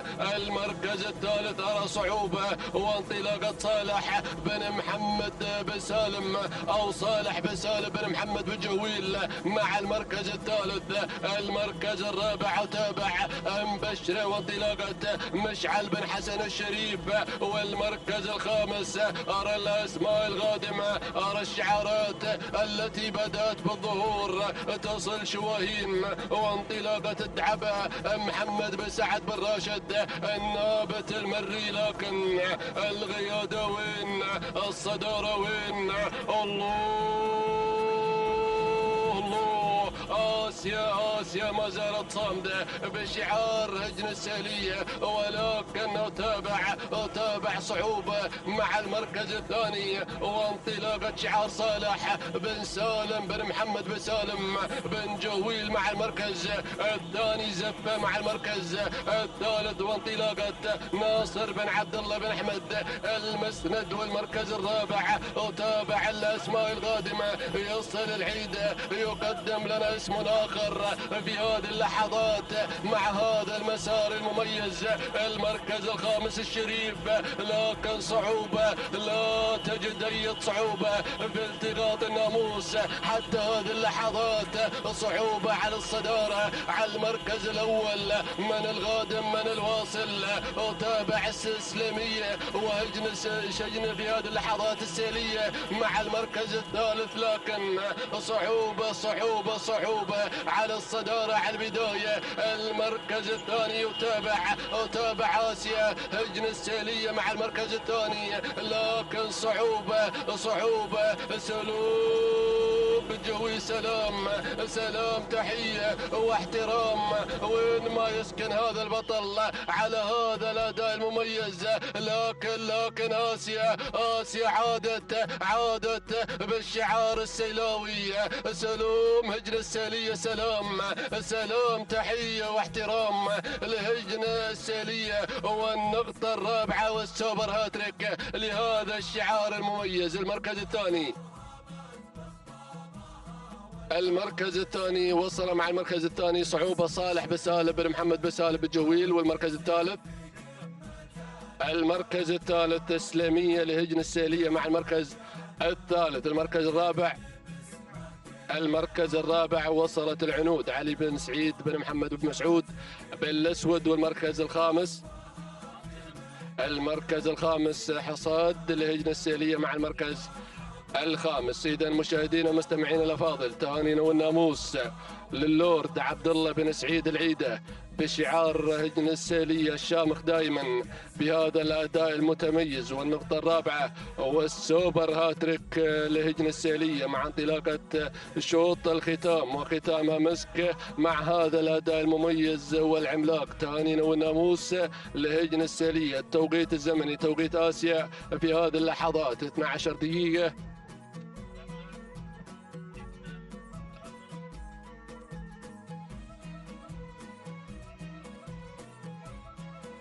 12 دقيقة في هذه اللحظات و49 ثانية و94 جزء من الثاني. تهانينا والناموس لهجن السيلية. المركز الثاني وصلت في هذه اللحظات على المركز الثاني. وصل أيضا شعار هجن السيلية من قدم لنا إسلامية مع المركز الثاني بتوقيت زمني وقدره 12 دقيقة 51 و8 أجزاء من الثانية. المركز الثالث وصلت صعوبة مع المركز الثالث. صالح بسالم بن محمد بسالم الجهويل قدم لنا صعوبة بتوقيت زمني وقدره 12 دقيقة 51 14 جزء من الثانية. تهانينا والناموس لجميع الفائزين. والزميل سلطان المالكي لك الكلمة. إذا مشاهدينا الكرام، شكرا لكافة الزملاء على التواصل الذين تواصلوا بالوصف والتعليق على أشواط هذا الصباح. مشاهدينا الكرام، نذكر من خلال هذه الصفحة التي تظهر على شاشة قناة الريان الفضائية بصاحبة الشوط الأول الرئيسي التي حضرت أيضا في هذا الصباح المرزبانة التي حضرت بشعار محمود بن محمد بن سالم الوهيبي من خطفت ناموس الشوط الأول الرئيسي في صباح هذا اليوم وأهدت أبناء السلطنة هذا الفوز وهذا الانتصار. تهانينا والناموس لمحمود بن محمد بن سالم الوهيبي على هذا الفوز وهذا الانتصار. بينما حضر مع الشوط الأول الرئيسي للزمول سهيل لهجن السيلية ليخطف الناموس أيضا الشوط الأول الرئيسي للزمول في صباح هذا اليوم. مشاهدينا الكرام، تهانينا والناموس على هذا الفوز وهذا الانتصار. نذكر بصاحبة التوقيت الأفضل والأميز في صباح هذا اليوم حضرت متعبة صاحبة الشوط 11 في صباح هذا اليوم بشعار الجريان شعار خليفة بن حمد بن خليفة العطية لتكون نجمة هذا الصباح بالتوقيت الأفضل والأميز في صباح هذا اليوم 12 دقيقة 37 ثانية 63 جزء من الثاني. تهانينا والناموس والتهاني أيضا لمن قاد متعبة المغامر سعيد بن بطل الزعبي. تهانينا والناموس مشاهدينا الكرام لجميع الفائزين في صباح هذا اليوم. وأيضا كونوا على الموعد في الفترة المسائية لانطلاقة أيضا سن الحيل والزمول لهجن أصحاب السمو الشيوخ والسعادة. إلى ذلك الحين مشاهدينا الكرام نترككم بحفظ من الله تعالى ورعايته، والسلام عليكم ورحمة الله تعالى وبركاته.